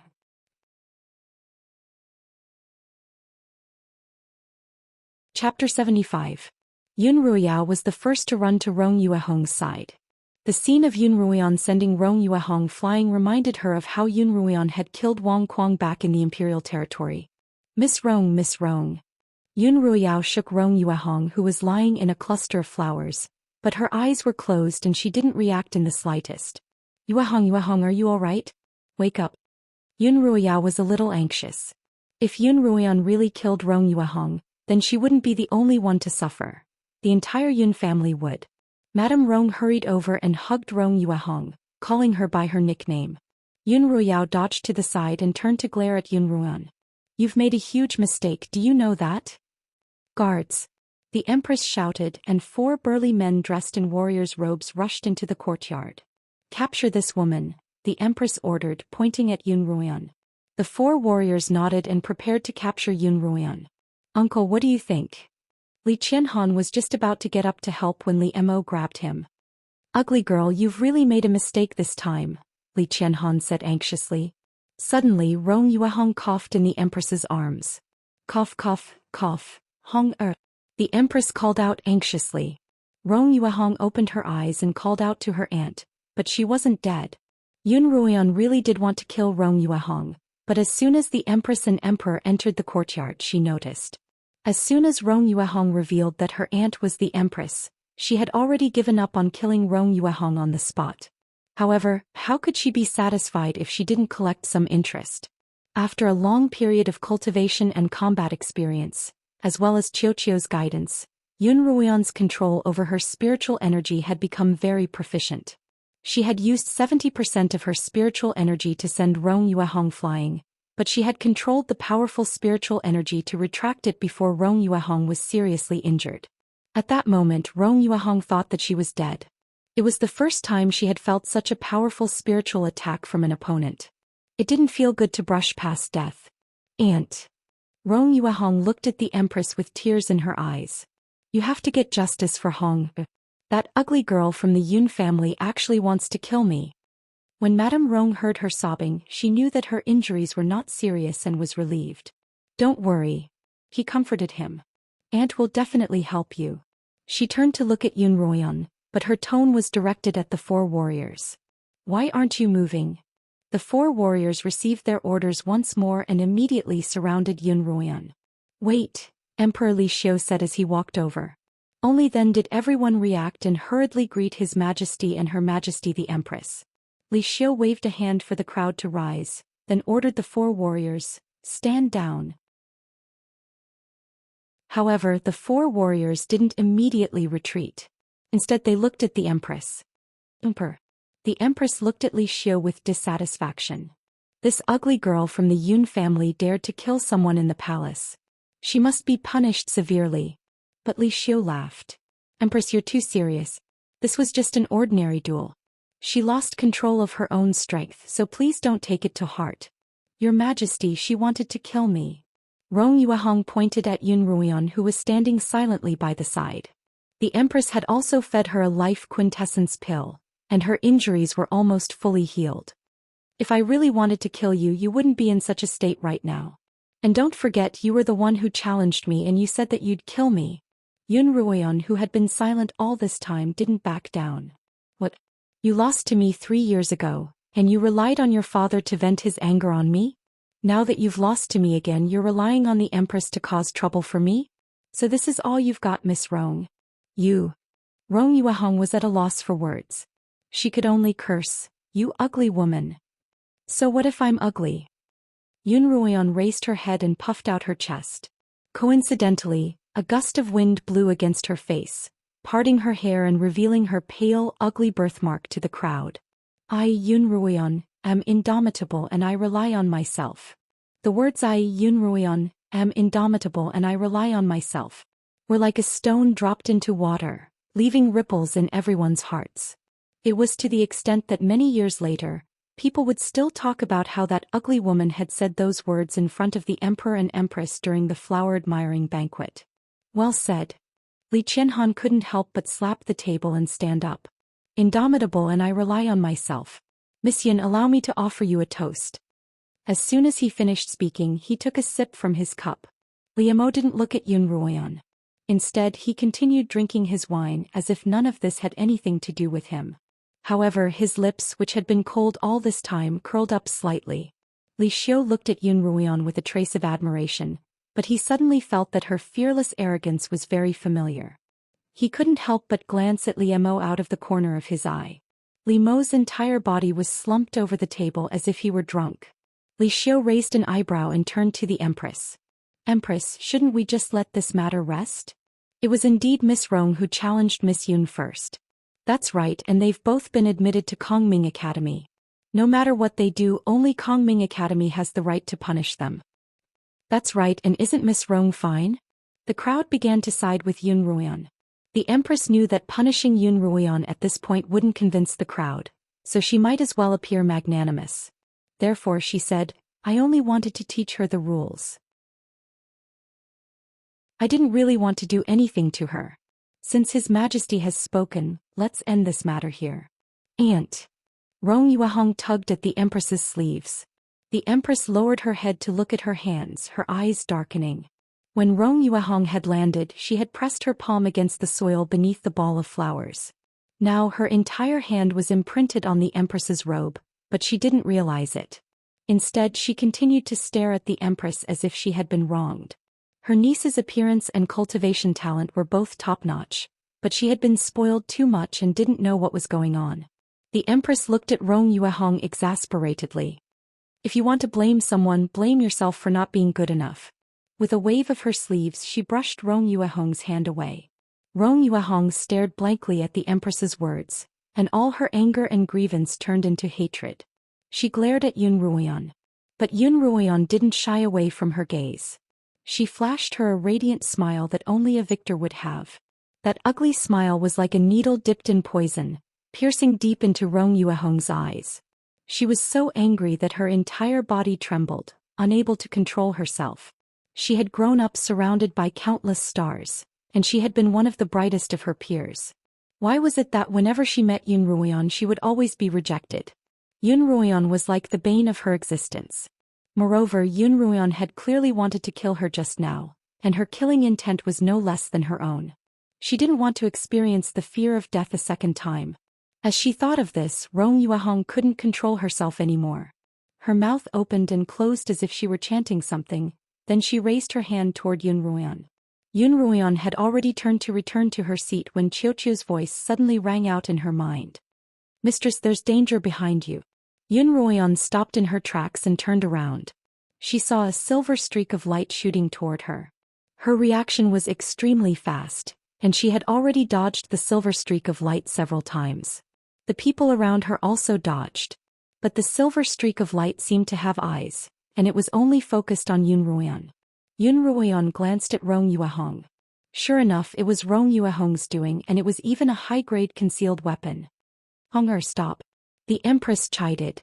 However, Rong Yuehong seemed to be possessed by a demon. She completely ignored the sounds of the outside world, focused solely on getting rid of Yun Ruoyan. As Yun Ruoyan dodged the silver streak of light, she looked around for a place to hide. Suddenly, her gaze landed on Li Mo, who was sprawled on the table. Her instincts told her that only Li Mo could save her. As a result, she immediately changed her footwork and dashed toward Li Mo, the silver streak of light following her relentlessly. Yun Ruoyan had no choice but to crouch down by Li Mo's side like a small animal. Yun Ruoyan's eyes widened as the silver streak of light shot toward her. Just as it was about to pierce her forehead, a large hand suddenly appeared. Yun Ruoyan only saw a blur before Li Mo grabbed the silver streak of light in his hand. My God, the slaughtering king caught a high-grade concealed weapon with his bare hands. Everyone at the scene screamed in shock. Everyone was dumbfounded. Catching a spiritual weapon with bare hands was not a joke. Li Mo opened his hand, and Yun Ruoyan looked up to see that it was a silver needle about 3 inches long. Give it back. Rong Yuehong's eyes were bloodshot. She quickly followed Li Mo and stretched out her hand. I'll give it back to you. Li Mo smiled coldly. Sure. As soon as he finished speaking, the silver needle suddenly flew out of Li Mo's palm and pierced into Rong Yuehong's dantian.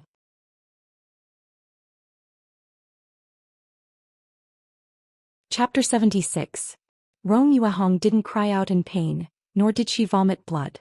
All she did was let out a muffled groan before collapsing to the ground. However, she was still clear-headed.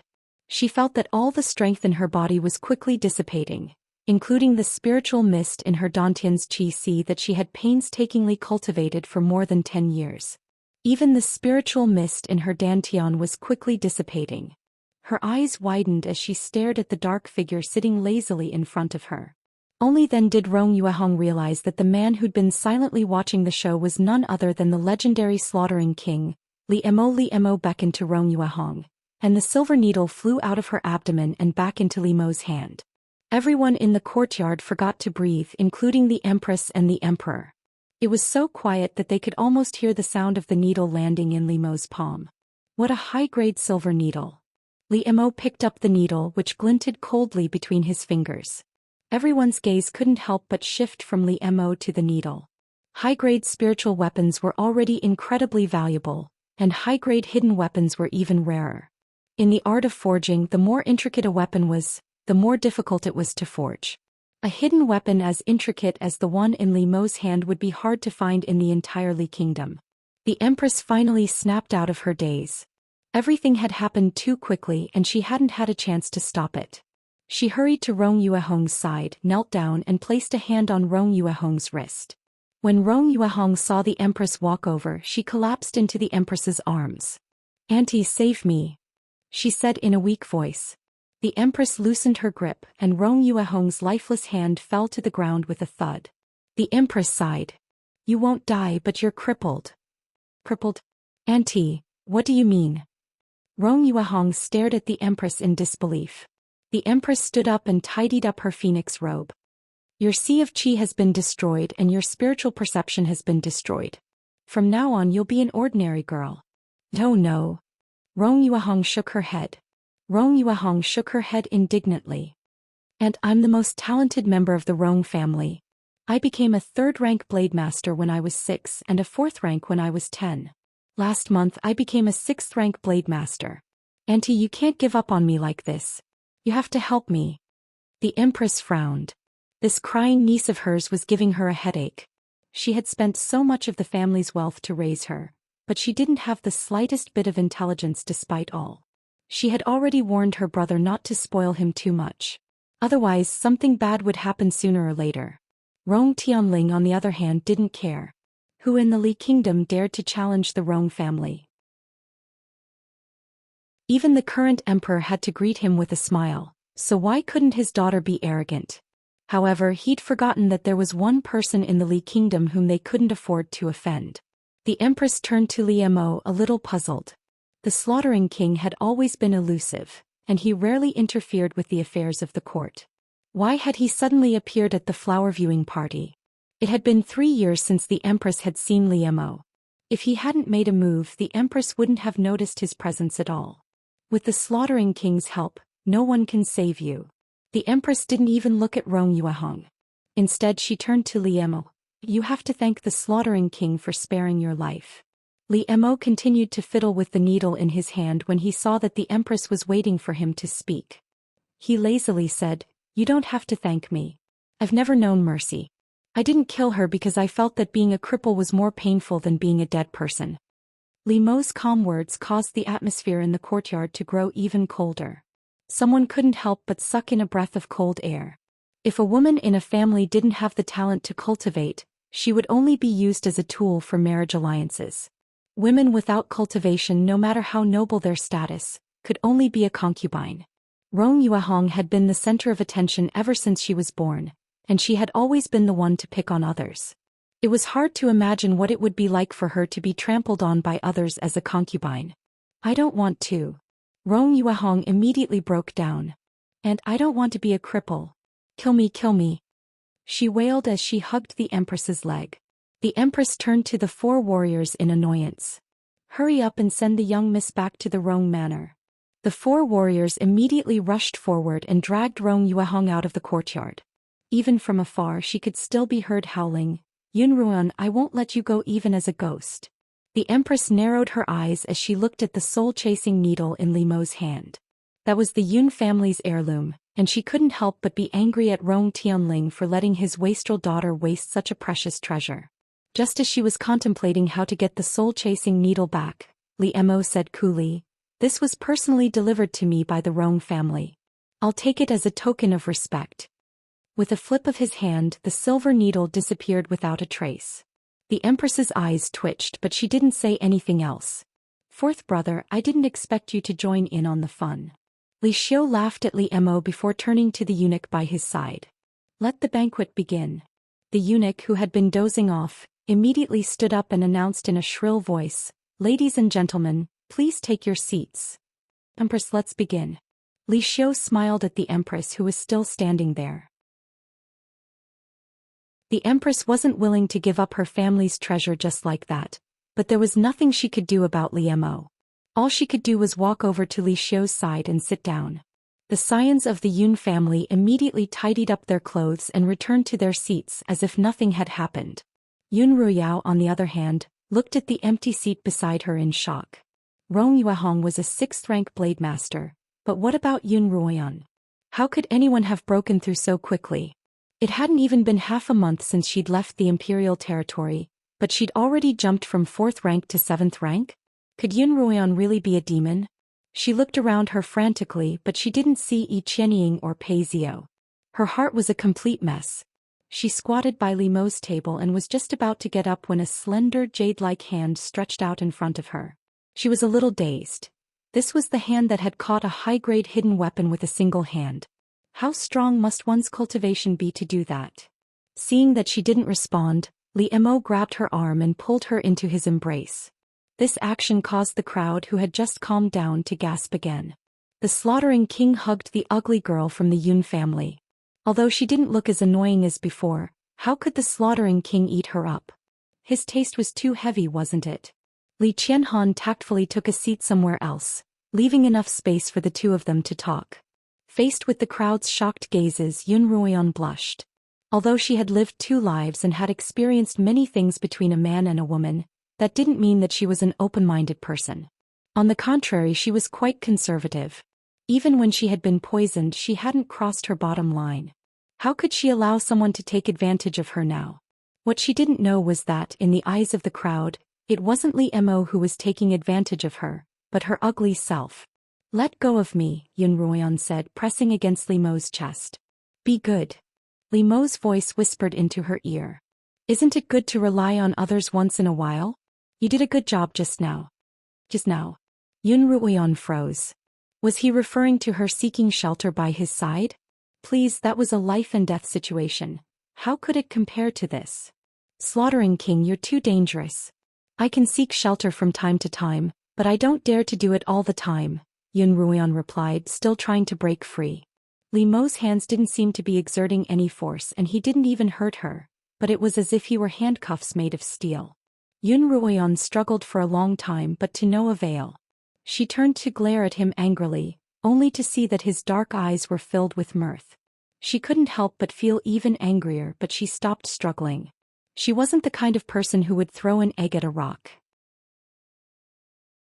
If her opponent was so strong that she couldn't even resist, then she would have to think of another way. Li Mo could feel that the petite figure in his arms was no longer struggling, and his stiff back gradually relaxed. Only then did he glance around the room. His gaze was clear and cold, as if it carried the weight of 1,000 mountains. Everyone who met his gaze was startled and hurriedly averted their gazes. Brother, isn't the banquet about to begin? He turned to Li Xiu and asked coolly. Yes, it's begun. Li Xiu finally averted his gaze and turned to the Empress. As usual, the banquet will be hosted by the Empress. As he spoke, Li Xiu couldn't help but glance at Li Mo and Yun Ruoyan, who were hugging each other. This ancestor of mine has never been interested in women, and he's always been indifferent to everything. Who would have thought that he'd stand up for a woman today? A few days ago, the Emperor of the Yu Kingdom had sent an envoy to complain that Li Mo had killed his own nephew for a slave girl. Li Xiu had thought that this sago tree was finally going to blossom. Unexpectedly, his scouts had reported that the slaughtering king had released the slave immediately after rescuing her. He was very puzzled, so he asked the spies to investigate again. Then he got the news that the female slave was a beast man, which solved the doubts in his heart. But what was he playing at today? Had this sago tree really taken a liking to the young miss of the Yun family? Li Xiu's eyes were slender to begin with, and when he smiled they became two slits. No one could tell where he was looking at when he smiled. He was sitting upright in his seat, smiling, but his two small black eyes were like tadpoles swimming to the corner of his left eye, looking at Yun Ruoyan in Li Mo's embrace. Just then he saw the birthmark on Yun Ruoyan's right cheek. Li Xiu couldn't help but twitch. What a sago tree that hadn't blossomed for 1,000 years.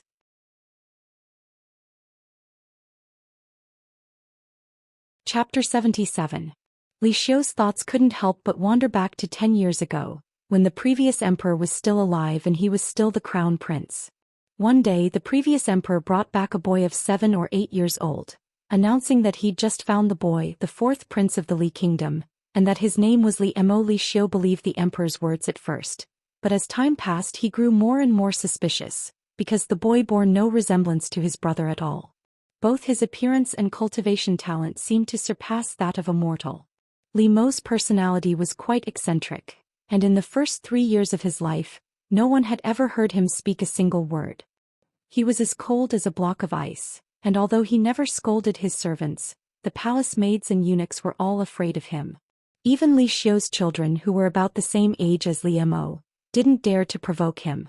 The previous emperor's attitude toward Li Mo was also very strange. Although all sorts of rare treasures and delicacies were given to him, he didn't have the affection of a father, only reverence. Li Mo grew up in the Li Kingdom's imperial palace. He entered the army at the age of 10, became a general at the age of 15, and by the age of 17 he had led the army to suppress the Beastmen's rebellion with a thunderous force. At that time, Li Xiu was very wary of Li Mo, afraid that the latter would usurp his position as crown prince. But at the same time he felt that Li Mo wouldn't. No, he didn't care. Li Xiu didn't know why he'd come up with such an absurd idea, but he could clearly see the disdain in Li Mo's eyes. Disdain for him, disdain for his father, and disdain for the entire Li Kingdom. Finally, on the day of his father's death, not only did Li Mo not try to usurp the throne, but he even handed him hundreds of thousands of command talismans and helped him secure the throne. Li Xiu still remembered the words the previous emperor had said to him on his sickbed.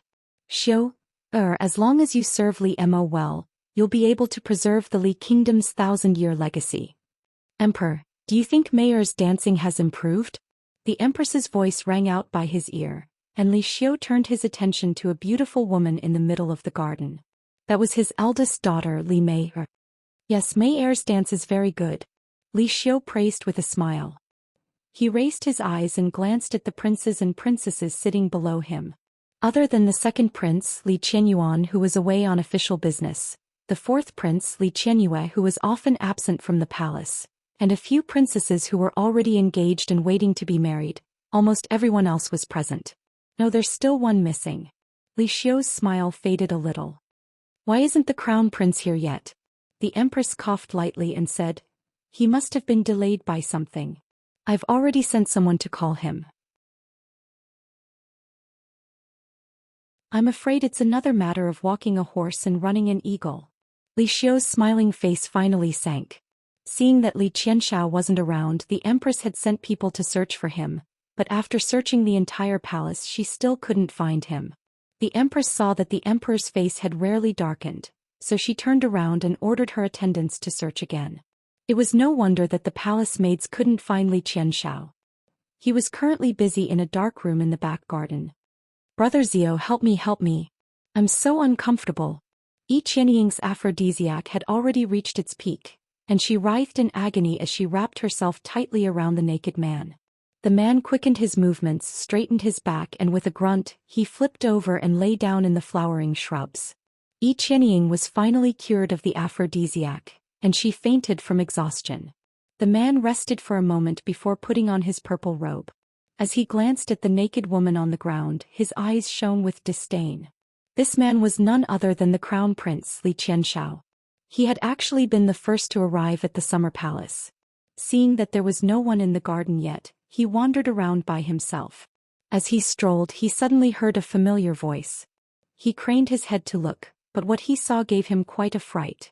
Why did that ugly girl from the Yun family dress up like a fairy to scare people again? He didn't invite her at all, did he? She was even chatting and laughing with his fourth brother, Li Qianhan. It seemed that even his foolish brother had been fooled by Yun Ruian's fake beauty.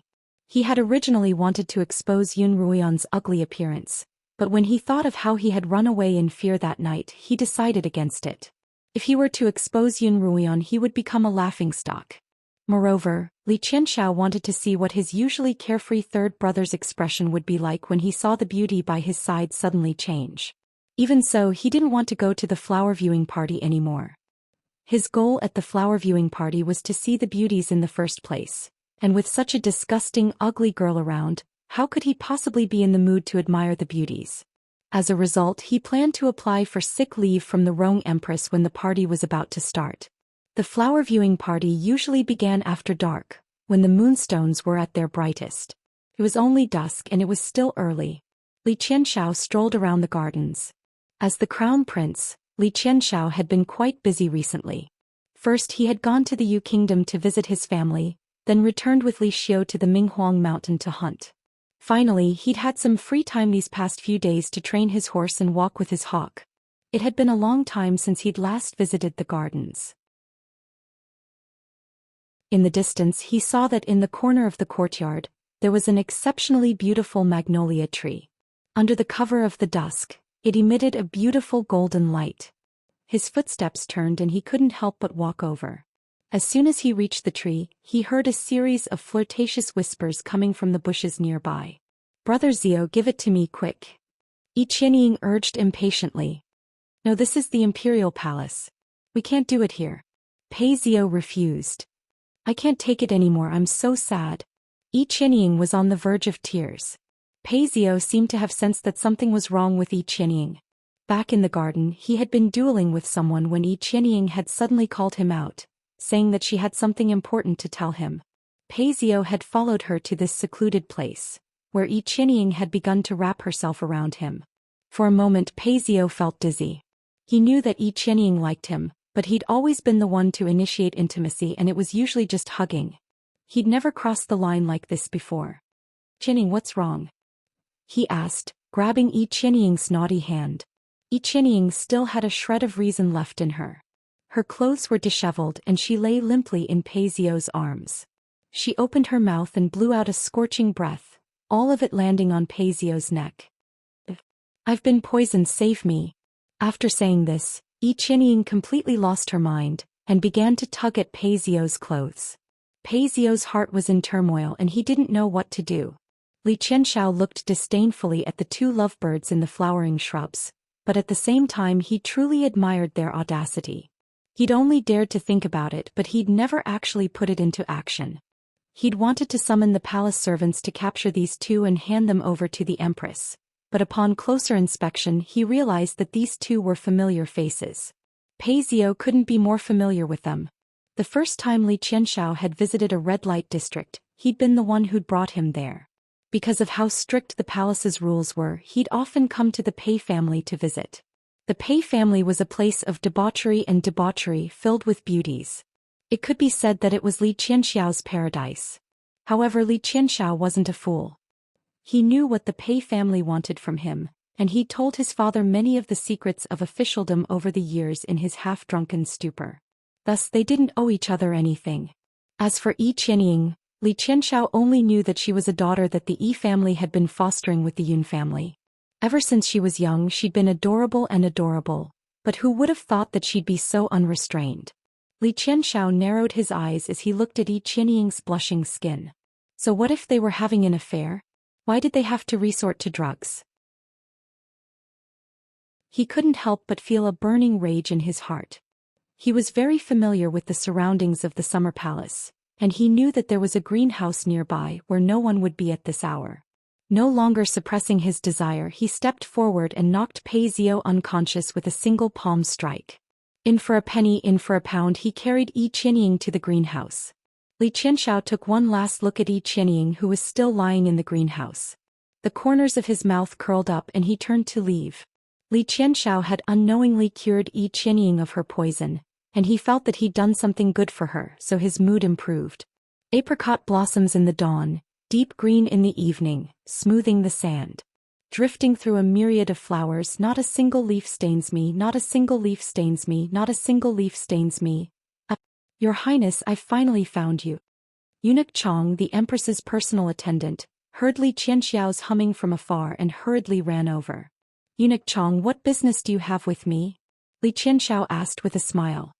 His heart was still in the clouds and he hadn't even recovered yet. Your Highness, the flower viewing party has already begun, and His Majesty isn't happy to see you. Eunuch Chong couldn't help but panic when he saw Li Qianxiao's relaxed expression. Her Majesty sent me to look for you and we've searched the entire Eastern Palace.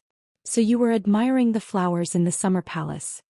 As soon as Li Qianxiao heard that his father was looking for him, his heart immediately sank to the bottom of the ocean. He wasn't afraid of anything, but he was afraid that his father would smile at him, and that smile made him feel especially uneasy. Fortunately, he had the Empress's protection. No longer caring about the ugly Yun Ruoyan at the flower viewing party, he quickly followed Eunuch Chong to the gardens.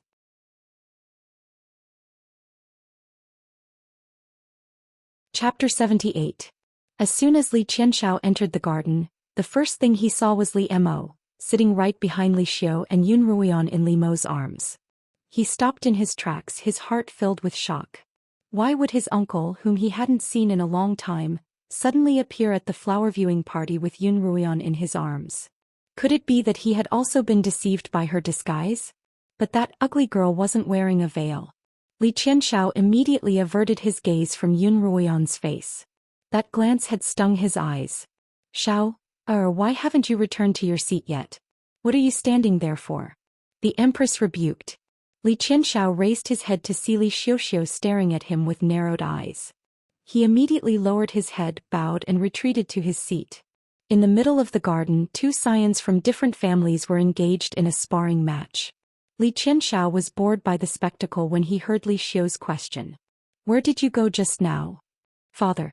Li Qianxiao put down his wine cup and immediately sat upright. I came early, so I wandered around the garden. When I got tired, I found a place to rest and fell asleep. Yes, this old servant found your highness in the back garden. Eunuch Chong, who was standing beside the Empress, immediately testified. Xiao, you've been busy lately. If you're too tired, you must return to the palace. You can't just rest outside. The Empress's heart ached. Why didn't you bring anyone with you? Where are Ada, Air and the others? Ada, Air and a few of the warriors by the Empress's side were all warriors of the Rong family, specially assigned by the Emperor to protect the Empress and the Crown Prince. Oh, I gave them the day off to visit their relatives, Li Qianxiao replied. How benevolent of the crown prince, eunuch Chong sighed. Only then did Li Xiu shift his smiling gaze away from Li Qianxiao. Li Qianxiao let out a sigh of relief before turning his gaze back to Li Mo and Yun Ruan. Ah, third brother. Li Qianxiao approached Li Qianhan and asked, Uncle, what brings you here today? I wanted to come, I guess, Li Qianhan replied coolly. Li Qianxiao didn't seem to mind his indifference. Why was the young uncle hugging that ugly girl from the Yun family? You want to hug me, I guess, Li Qianhan replied calmly. Forget it, pretend I didn't ask. Li Qianxiao retracted his neck. As the crowd watched, Yun Ruoyan sat on Li Mo's lap as though she were sitting on pins and needles. But on the surface she had to pretend to be relaxed and content. Your Highness, aren't your legs too tired? Why don't I sit by your side? Yun Ruoyan asked softly. No, I'm fine. Li Mo smiled. Pour the wine. She gritted her teeth, picked up the flask of wine on the table and filled Li Mo's cup to the brim. Yun Ruoyan didn't even know whether this was her 7th or 8th cup. All she knew was that the entire flask of wine was about to be emptied, and the man in front of her was clearly tipsy. Li Mo was indeed a little drunk, but not because of the wine, but because of the person in his arms. Yun Ruoyan's unique fragrance was something that only Li Mo could smell. It was an indescribably intoxicating scent, one that couldn't help but want to get close and possess her. It was like an addiction. Li Mo could only suppress this desire by drinking non-stop. Perhaps letting go of Yun Ruoyan would be the wisest course of action, but Li Mo didn't want to. Yun Ruoyan noticed that Li Mo was staring at her, his intoxicated, glowing eyes filled with a burning, indescribable emotion. She couldn't help but touch her right cheek. The fake birthmark was still there. Did the slaughtering king have a fetish for ugly women? If that was the case, she would be in deep trouble. In her panic, Yun Ruoyan began to scratch her face and the skin around the birthmark, pretending to be in pain. Ouch, it's so itchy. Her voice was pained. Your Highness, my face is itching again. Please let go of me. Should I call the imperial physician? Li Mo frowned. No. Yun Ruoyan hurriedly waved her hands. It's an old problem of mine and there's no use calling the imperial physician over. I get itchy every night and it's a heart-wrenching itch. It'll break as soon as I scratch it and then pus and blood will ooze out. Anyone who accidentally touches this pus and blood will be infected. Oh, it's that serious. Li Mo raised his brows. That's right, it's very serious, Yun Ruoyan hurriedly added. Your Highness, your body is too precious to be tainted. Li Mo wasn't as frightened or disgusted as Yun Ruoyan had expected. Instead, he reached out to touch the birthmark on her face. You're too careless and it'll be troublesome if you scratch it. Let me scratch it for you. What? You scratch it for me? Yun Ruoyan grabbed Li Mo's wrist, her mouth twitching. Your Highness, aren't you afraid of getting infected? No. Then aren't you disgusted? Not at all. As expected, Yun Ruoyan rolled her eyes in exasperation. This was a man with a special fetish. When she looked at herself in the mirror, she was shocked. She couldn't even eat when she looked at herself in the mirror. How could this person look at her with such a gaze and personally scratch the birthmark that even she found disgusting? Other than having a special fetish, Yun Ruoyan couldn't think of any other explanation. Don't worry, let me scratch it for you, Li Mo said gently. I promise I'll be gentle and won't break your skin. No. Yun Ruoyan shook her head repeatedly, her grip on Li Mo's wrist tightening. She wasn't afraid that Li Mo would scratch her skin, but rather that he would scratch off the flimsy birthmark that she'd created in a hurry. All right, I'm not itchy anymore, Yun Ruoyan quickly added. Really? Li Mo asked suspiciously. Weren't you itching just now? It really isn't. Yun Ruoyan raised her voice and opened her eyes wide, pretending to be happy. Huh. That's amazing. I'm not itching anymore. That's right, how magical. Li Mo's eyes were also wide open as he continued, You're not itching anymore. Huh. Emperor Li Xiu narrowed his eyes as he watched the duel. Suddenly, he heard two people below him laughing loudly as if they were having a good time. This was strange. The god he worshipped could actually laugh? He couldn't help but ask, Fourth brother, what are you talking about? Why are you so happy? Only then did Yun Ruoyan realize that her voice had been too loud, and she hurriedly covered her mouth. But it was already too late. Her cries of not itching had successfully attracted the attention of the people around her once again. It's nothing, brother. Li Mo smiled faintly. She's itching. Yunruan quickly covered Li Mo's mouth and turned away with a smile. Your Majesty, we didn't say anything. Yunruan was very afraid that Li Mo would spill the beans.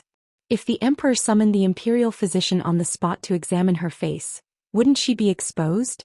I'm really not itching anymore. Don't talk nonsense and ruin everyone's mood.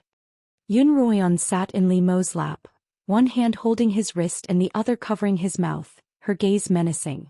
That look, how domineering. The corners of Li Xiu's eyes twitched and so did Li Qianhan's and Li Qianxiao's. Everyone who was looking at Li Mo and Yunruan felt their eyes twitch.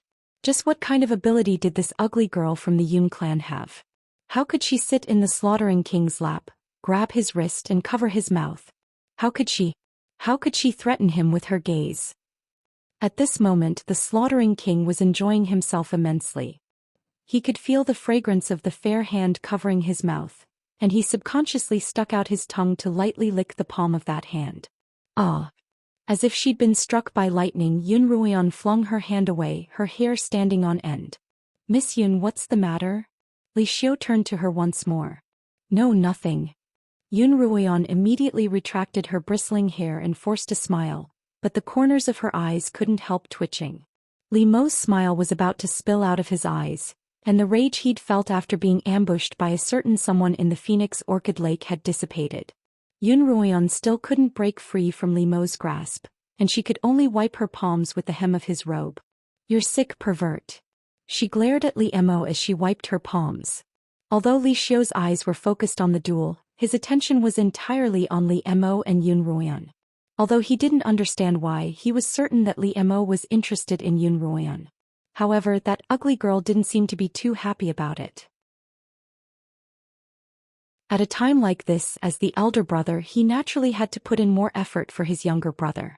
After the matches were over, Li Xiu opened his mouth and gave his comments. His general meaning was that everyone had performed well. However, they couldn't afford to be arrogant, and they had to continue working hard to reach the next level. After saying this, he continued, I'm sure everyone knows why the Empress and I are hosting this flower viewing party, so I won't dwell on it. None of the scions present are betrothed. The Li Kingdom has always been open-minded, so there's no need to be so formal. If there's someone you like, I'll definitely bestow a marriage. Li Xiu turned to Li Mo. Everyone should learn from the slaughtering king. If you see a woman you like, you must take the initiative. Yunruan lowered her head, numb to everyone's stares. Therefore, the first person I'm going to bestow a marriage between my fourth brother, the slaughtering king, and the second daughter of the Yun family, Yunruan. Yunruan looked up at Li Xiu. What? Bestow a marriage?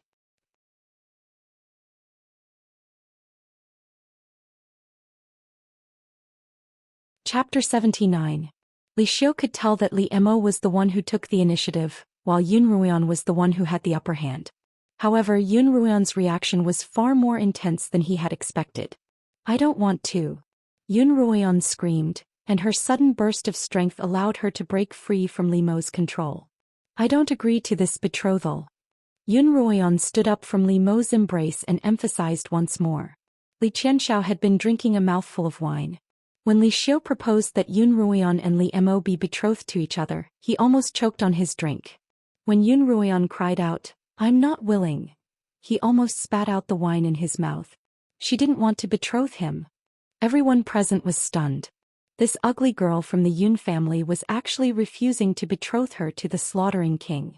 What right did she have to do that? She doesn't like the young uncle? Li Yu exclaimed in disbelief. That's right. I think she's probably crazy. The young uncle is a godlike figure, and she dares to say no. The fifth prince, Li Qianhui, exclaimed. Everyone present was shocked except for the slaughtering king, Li Mo. He looked at the girl in front of him. He was always full of surprises. From the first time he had fallen into her courtyard, she hadn't panicked or called for her family, nor had she coldly left him to his own devices. Instead, she had dragged him into her room and woken him up without anyone's knowledge. When she had approached him in his daze, he had been attracted by the faint fragrance on her body, and he had uncontrollably kissed her. What confused him, however, was that there was a hint of a putrid odor mixed in with that fragrance. When Li Mo woke up and saw the birthmark on Yun Ruoyan's face, he realized that the putrid odor had come from a poison that had been planted in her body. This poison was so peculiar that even though Li Mo had studied all sorts of spiritual herbs and poisonous herbs since he was a child, he couldn't tell what it was. However, this only piqued his interest, and before he left he made Yun Ruoyan a promise. After recovering from his injuries, Li Mo began investigating the origins of this poison. Finally, in an ancient tome he found a poison very similar to the one Yun Ruoyan had been afflicted with. The ancient book recorded that this poison was produced by an ancient sorcerer tribe in the Yu Kingdom. He went to the Yu Kingdom to look for this sorcerer tribe, but after many investigations he found that the sorcerer tribe had already gone extinct and the trail was cut off. The second time they met was on the Minghuang Mountain, in the Phoenix Orchid Forest of the hunting grounds. At that time, Li Mo had just returned from the Yu Kingdom and was in a hurry to complete a task that he had failed every year. Unsurprisingly, he failed again this year and was hit by the old man's spirit-sealing palm. Li Mo once again escaped with heavy injuries, hiding in the crown of the Phoenix Orchid tree. At that time, all the spiritual power in his body was rapidly draining away, and he couldn't fight with anyone. Moreover, if he didn't treat his injuries in time, he would lose 80% of his cultivation in a short period of time. As if by fate, Li Mo once again met Yun Ruoyan. When he jumped down from the crown of the tree and covered her with his cloak, he was once again intoxicated by her fragrance and couldn't help but kiss her. This time, however, Li Mo discovered that the rancid odor on her body had disappeared. It was likely that the life quintessence pills that he had Li Qianhan deliver to her had temporarily suppressed the poison. After that, Li Mo hid in the crown of the Phoenix Orchid tree and watched as Yun Ruoyan battled with the 20-some imperial guards. Every move was so practiced that it didn't seem like something a 13 or 14-year-old girl would be capable of at all. And when he saw Yun Ruoyan release the Feilai blade, he was certain that she must have had some sort of fortuitous encounter. That night, when Li Mo used his mental energy to investigate her residence, he discovered the Qilin beast that had once been the Beast King's contracted partner, sealed within a silver bracelet. What surprised him even more was that Yun Ruoyan was a human furnace that even he had never seen before. From then on, he knew that this wife-born daughter of the Yun family would be something important to him for a period of time. Yes, just something. Just like a cultivation manual that could help him become stronger in a short period of time, or a spiritual pill that could raise his cultivation. But tonight, the girl who had become an object in Li Mo's heart had truly stunned him. Li Mo looked at the clear wine in his cup, which slowly reflected a beautiful face that had been washed clean by the lake water. It was this beautiful girl who had plotted against him when he was at his most aroused. Yun Ruoyan, how many more surprises can you bring me? Li Mo smiled faintly as he downed the wine in his cup. Yun Ruoyan had given Li Mo far too many surprises. Her current actions didn't surprise him, but he was still displeased. Unwilling? How dare she look down on him? The corners of Li Mo's mouth curled up in an indescribable smile. You don't agree to my betrothal? Why? Li Xiu asked the question that everyone wanted to ask. Do you already have someone in mind? No. Has your family found a suitable partner for you? Not at all. Li Xiu squinted his eyes and stroked his beard. That's strange. As far as I know, your family is still alive, and it's not that you can't marry because you're a filial son. In that case, why are you doing this? Why? Yun Ruoyan paused. In the eyes of others, this betrothal was definitely a way out of her league. Be it in terms of status, appearance, or cultivation, the slaughtering king was miles ahead of her. What reason could she come up with to convince everyone? Yun Ruoyan's head hurt. Oh, I'm still too young. I'll only be of marriageable age next year, Yun Ruoyan blurted out. That's fine. The betrothal doesn't mean that you can get married immediately. You can wait until you're of age, Li Xiu replied. Well, all right then. Seeing that this reason didn't hold water, Yun Ruoyan slowly exhaled and said seriously, actually, the reason is, what is it? Li Xiu craned his neck and everyone else craned their necks to listen. Because I feel inferior. Yun Ruoyan exclaimed loudly. Oh, I see. Everyone present instantly felt relieved. No wonder, so she feels like she's not good enough for the slaughtering king, one of the scions laughed. Right, it's not that she's unwilling but that she doesn't dare to. That's right, it's hard for anyone to accept such a frightening face for the slaughtering king. That's right, I can't accept it. Everyone else agreed. Liemo couldn't help but snicker. Yunruoyan would feel inferior? Despite her beauty, she had to pretend to be ugly and frighten others. Was this how someone with low self-esteem should behave? But why? He was a little curious too. Yunruoyan heard the laughter behind her. She turned around and saw that Liemo was staring intently at the wine in his cup, as if what they were discussing had nothing to do with him. She couldn't help but sigh in relief. Thinking back to those two inexplicable kisses as well as his flirtatious actions just now, Yunruoyan was certain that the slaughtering king, who was rumored to be uninterested in women, had some sort of special fetish. Li Xiu had been observing Liemo from the corner of his eye. Although Liemo hadn't made a clear statement, based on his years of experience with Liemo, his silence was a tacit agreement. Miss Yun, Li Xiu began. If you miss out on such a good marriage because of your low self-esteem, you'll regret it for the rest of your life. Yunruoyan's mind raced, but before she could think of a response, she heard Yunruoyao's voice suddenly ring out. Your Majesty, please reconsider. Sister Ruan might not be a good match for the slaughtering king. Yunruoyao stood up from her seat and bowed. Oh, you must be the eldest daughter of the Yun family. Li Xiu looked at Yunruoyao thoughtfully. Why did you say that? Although Yunruoyao hadn't said a word, her gaze had never left Yunruoyan and Liemo, and she had seen their entire interaction. This should be the first time the two of them had met, and she couldn't figure out why they were acting so intimately as if they were old acquaintances. It was rumored that the slaughtering king had an eccentric personality. Was he just playing a prank on that ugly girl? Did the emperor really have to be an old fool to have bestowed such a marriage upon her? Yunruoyan no longer cared about her, and if she were to become the slaughtering king's consort, then she would forever be trampled beneath Yunruoyan's feet. Yunruoyao was anxious and frustrated, and her palms were sweating profusely. Thankfully, that ugly girl still had some self-awareness and at least knew how to feel inferior. Sister Ruoyan's low self-esteem isn't without reason, Yunruoyao explained. 3 years ago, for some reason, Sister Ruoyan suddenly lost her talent for cultivation. Not only that, but the birthmark on her face also worsened. In the past 3 years, Father has visited many famous physicians to treat her, and it's only recently that she's recovered some of her talent. Yunruoyao sighed. Although Ruoyan's talent has returned, the birthmark on her face has only worsened. Some time ago she accidentally scratched herself in the imperial territory, and it began to ooze pus non-stop. It took the family an entire month of nourishment for her to recover to her current state. To be betrothed to the slaughtering king is the Yun family's greatest honor.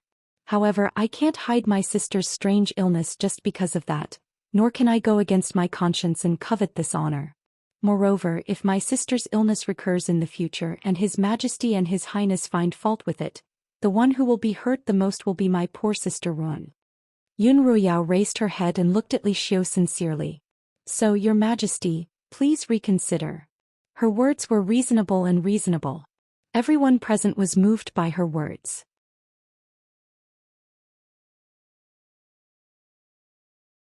Chapter 80.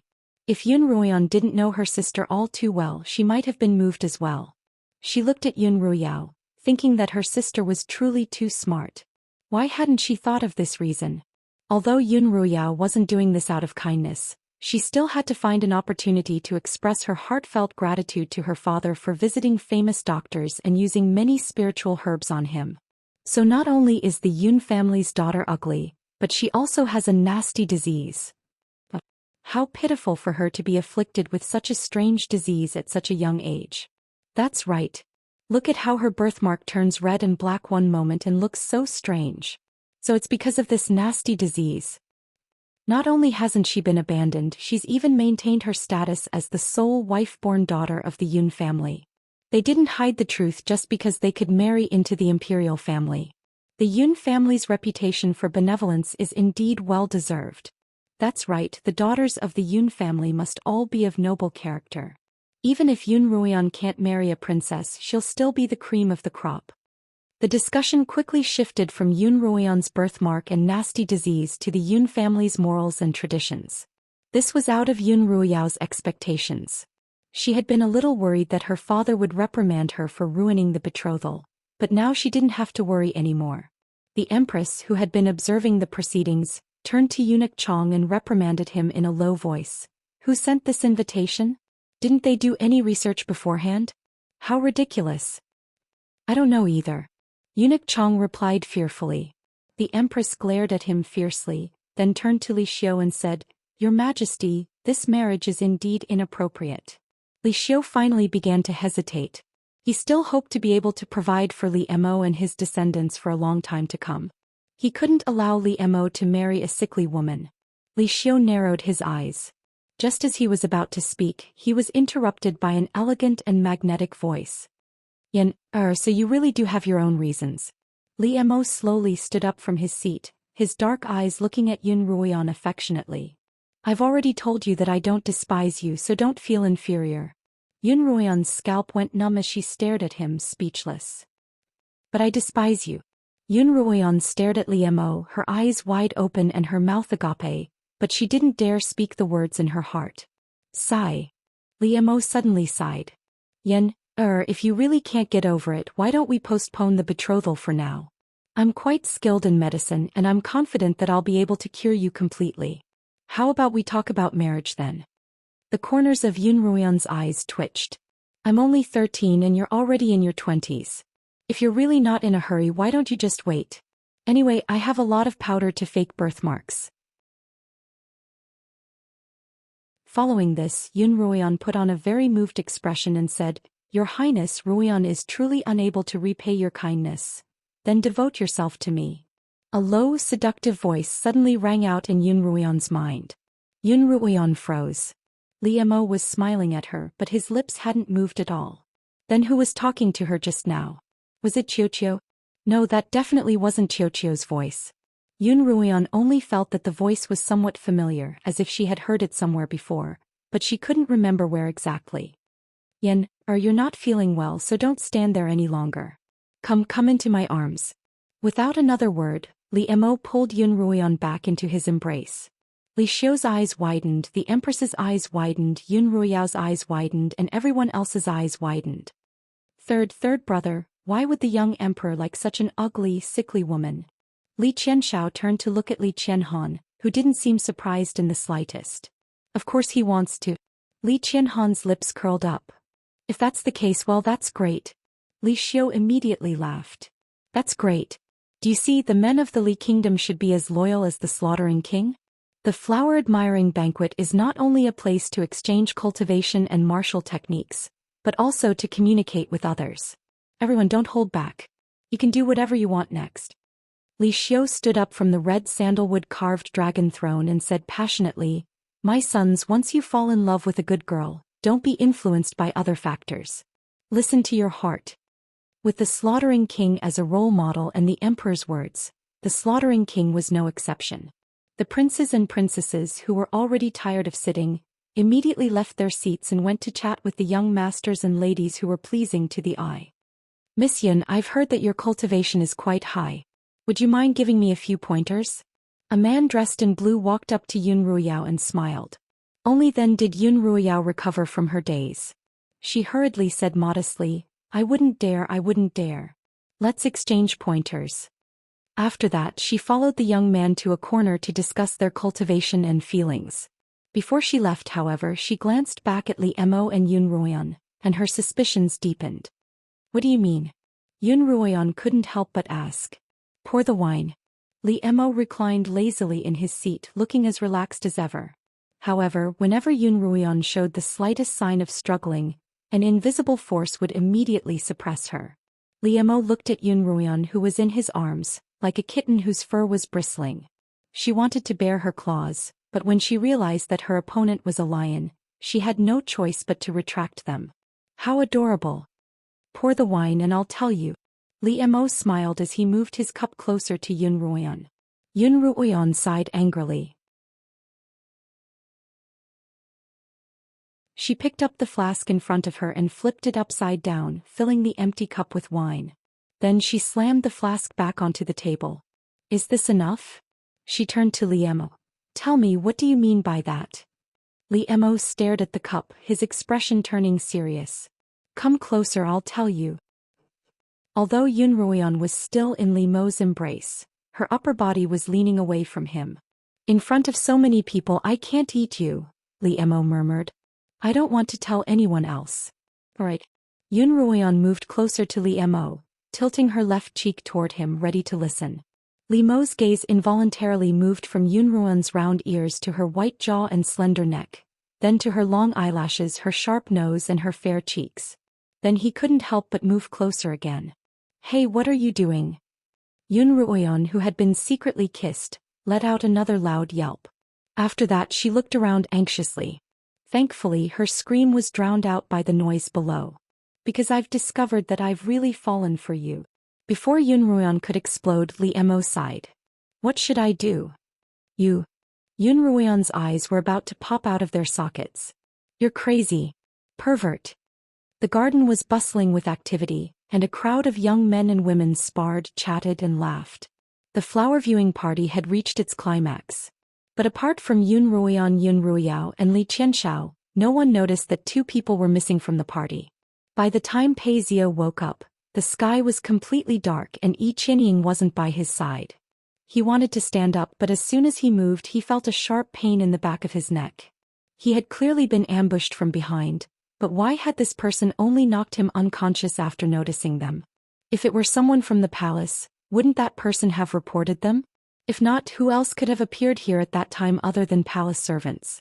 When Pei Zio had followed Yi Qianying out of the garden, he had paid special attention to whether or not there were any signs following them. Pei Zio would never have guessed that the person who had ambushed him was his good friend, the crown prince, Li Qianxiao. Qianying, Qianying, where are you? Pei Zio called out in a low voice, but the surroundings were quiet. Other than the rustling of leaves in the wind and the chirping of unknown insects, there was no sign of a human being. Yi Qianying had been poisoned by an aphrodisiac and needed a man to cure it. They had been discovered, but no one had reported them. Then he had been knocked unconscious and Yi Qianying had disappeared. A bad premonition arose in Pei Zio's heart. Ignoring the pain in his neck, he sprinted toward the garden. By the time Pei Zio reached the garden, it was at its busiest. He looked around the crowd, but Yi Qianying really wasn't there. Even if he had a good impression of Yi Qianying, he still felt some pity for her. Earlier, when he had been summoned by Yi Qianying, someone had seen him. If something had happened to Yi Qianying, he wouldn't be able to explain himself. He was so anxious that a sheen of sweat formed on his forehead. Ignoring the pain in the back of his neck, Pei Zio ran toward the honey garden. By the time Pei Zio returned to the garden, it was at its busiest. He looked around the garden, confirming that Yi Qianying really hadn't returned. He knew that he couldn't delay this matter any longer. The longer he delayed, the harder it would be for him to explain himself. Unable to care about anything else, he walked up to the emperor's throne and suddenly knelt down. Your Majesty, I want to file a report. Li Xiu was in the middle of a discussion with the empress about the marriages of his princes and princesses, when a youth suddenly walked up to him and knelt before him. What kind of report? He asked, narrowing his eyes. Because of Li Xiu's presence, Li Qianxiao was especially well behaved that night. He sat in his seat, not moving at all. His body didn't move, but his brain couldn't stop itself from moving. The erotic scene in the greenhouse replayed in his mind. Just as he was reminiscing about it, Pei Zio suddenly walked out of the crowd and approached Li Xiu, saying that he wanted to file a report. Li Qianxiao's heart skipped a beat. His hand trembled and his wine cup fell to the ground with a clang.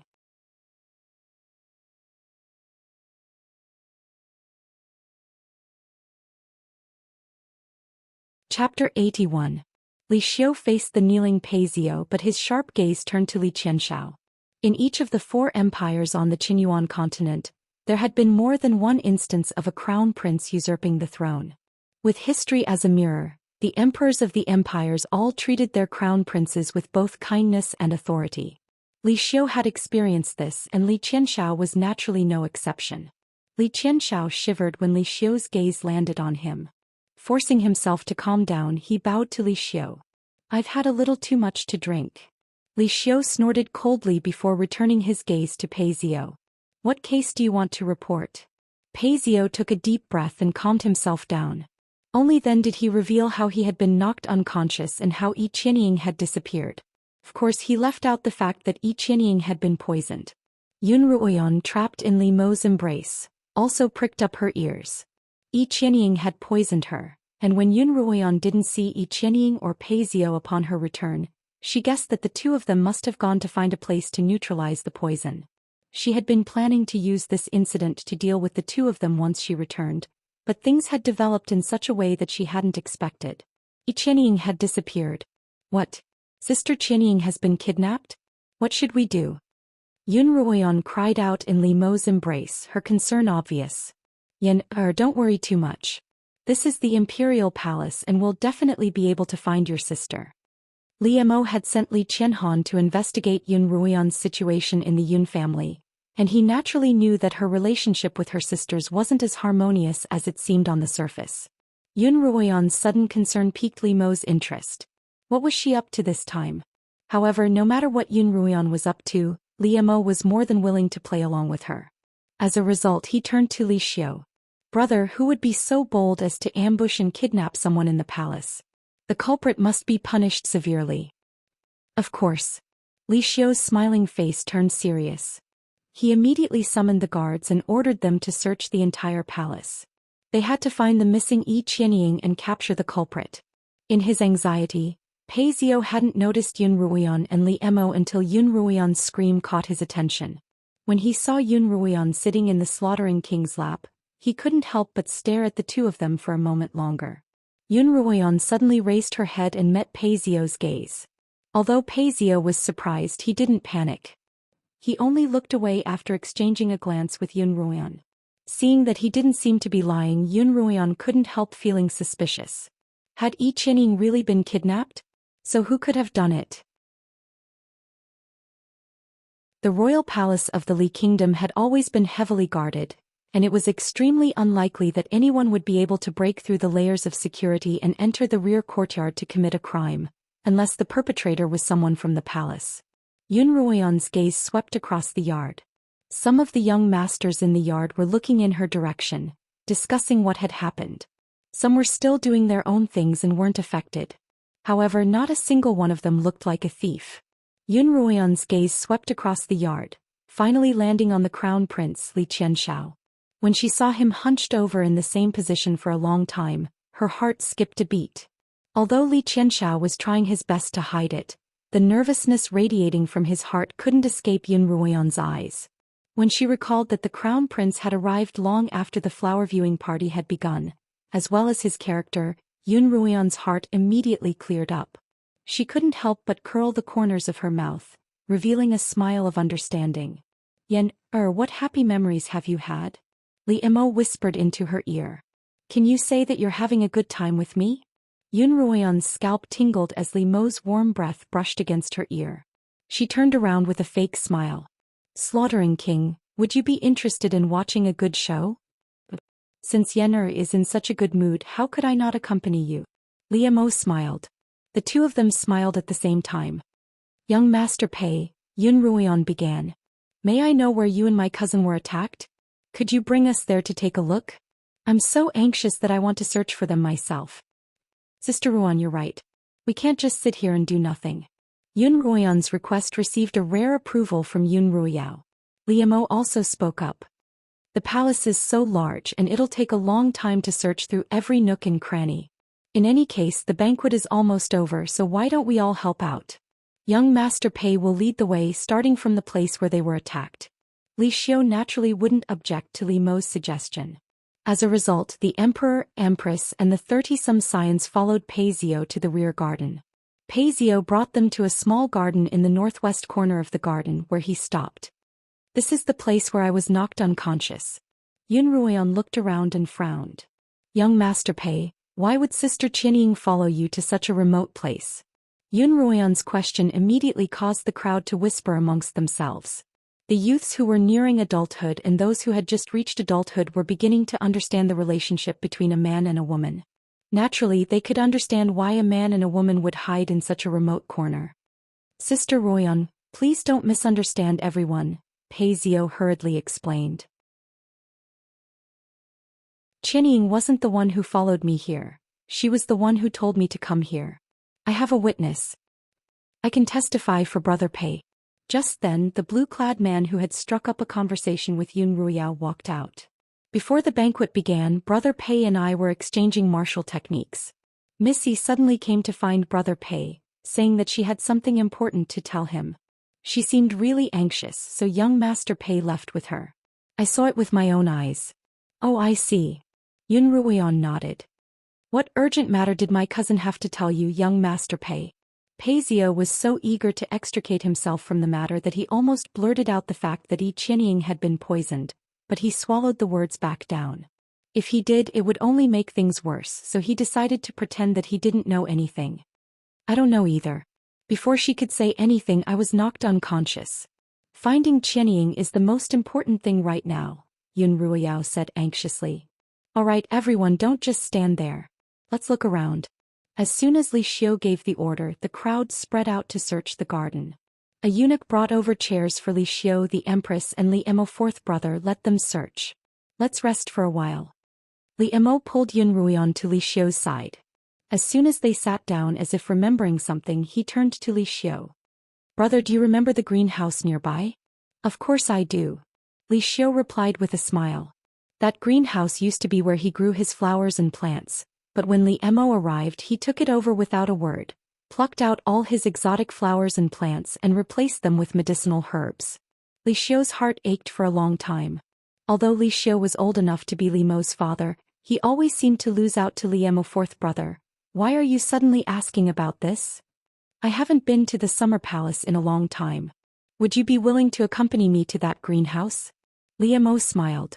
It was rare for a deity who would disappear for 2 or 3 years to be in the mood, and Li Xiu was naturally willing to accompany him. Fourth brother is in such a good mood, how can I not accompany you? Li Xiu said as he stood up. Let's go now. Li Qianxiao's legs buckled when he heard this and he almost fell to the ground. Xiao, are you feeling unwell? The flower viewing party's already over, so why don't you head back first? The empress suggested. Li Qianxiao felt as if he'd been pardoned. Just as he was about to nod, Li Xiu, who was walking in front of him, spoke up. How could a man be so weak? It's rare for your uncle to be in such a mood, so keep him company. Li Qianxiao's heart sank and he couldn't help but tremble as he followed behind. As he walked, he thought that no one could possibly have noticed what he'd done. Besides, he was the dignified crown prince. Who would dare to casually suspect him? Even if they suspected him without solid evidence, as long as he didn't admit it, who would dare to treat him like this? As he thought of this, his heart slowly calmed down and his legs stopped trembling. The moonlight was bright tonight, and with the moonstones scattered throughout the garden, visibility was almost as good as during the day. Yun Ruoyan was walking by Li Mo's side, and as she tilted her head slightly, she saw Li Qianxiao's expression change.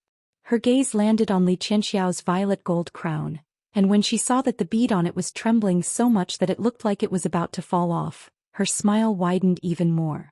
Eunuch Chong, who was in charge of the garden's affairs, was most familiar with the surroundings and he led the way. Before long they arrived at the greenhouse where Eunuch Chong turned around and bowed to Li Xiu and Li Mo. It's too dark in the greenhouse, so allow me to light the lamps. After saying that, he walked into the greenhouse with a few young eunuchs. Although he was confident that he wouldn't be exposed, Li Qianxiao couldn't help but clench his fists nervously. Li Xiu looked at the greenhouse and couldn't help but sigh. I haven't been here for a long time. I still remember that I used to raise many rare and precious flowers and herbs here.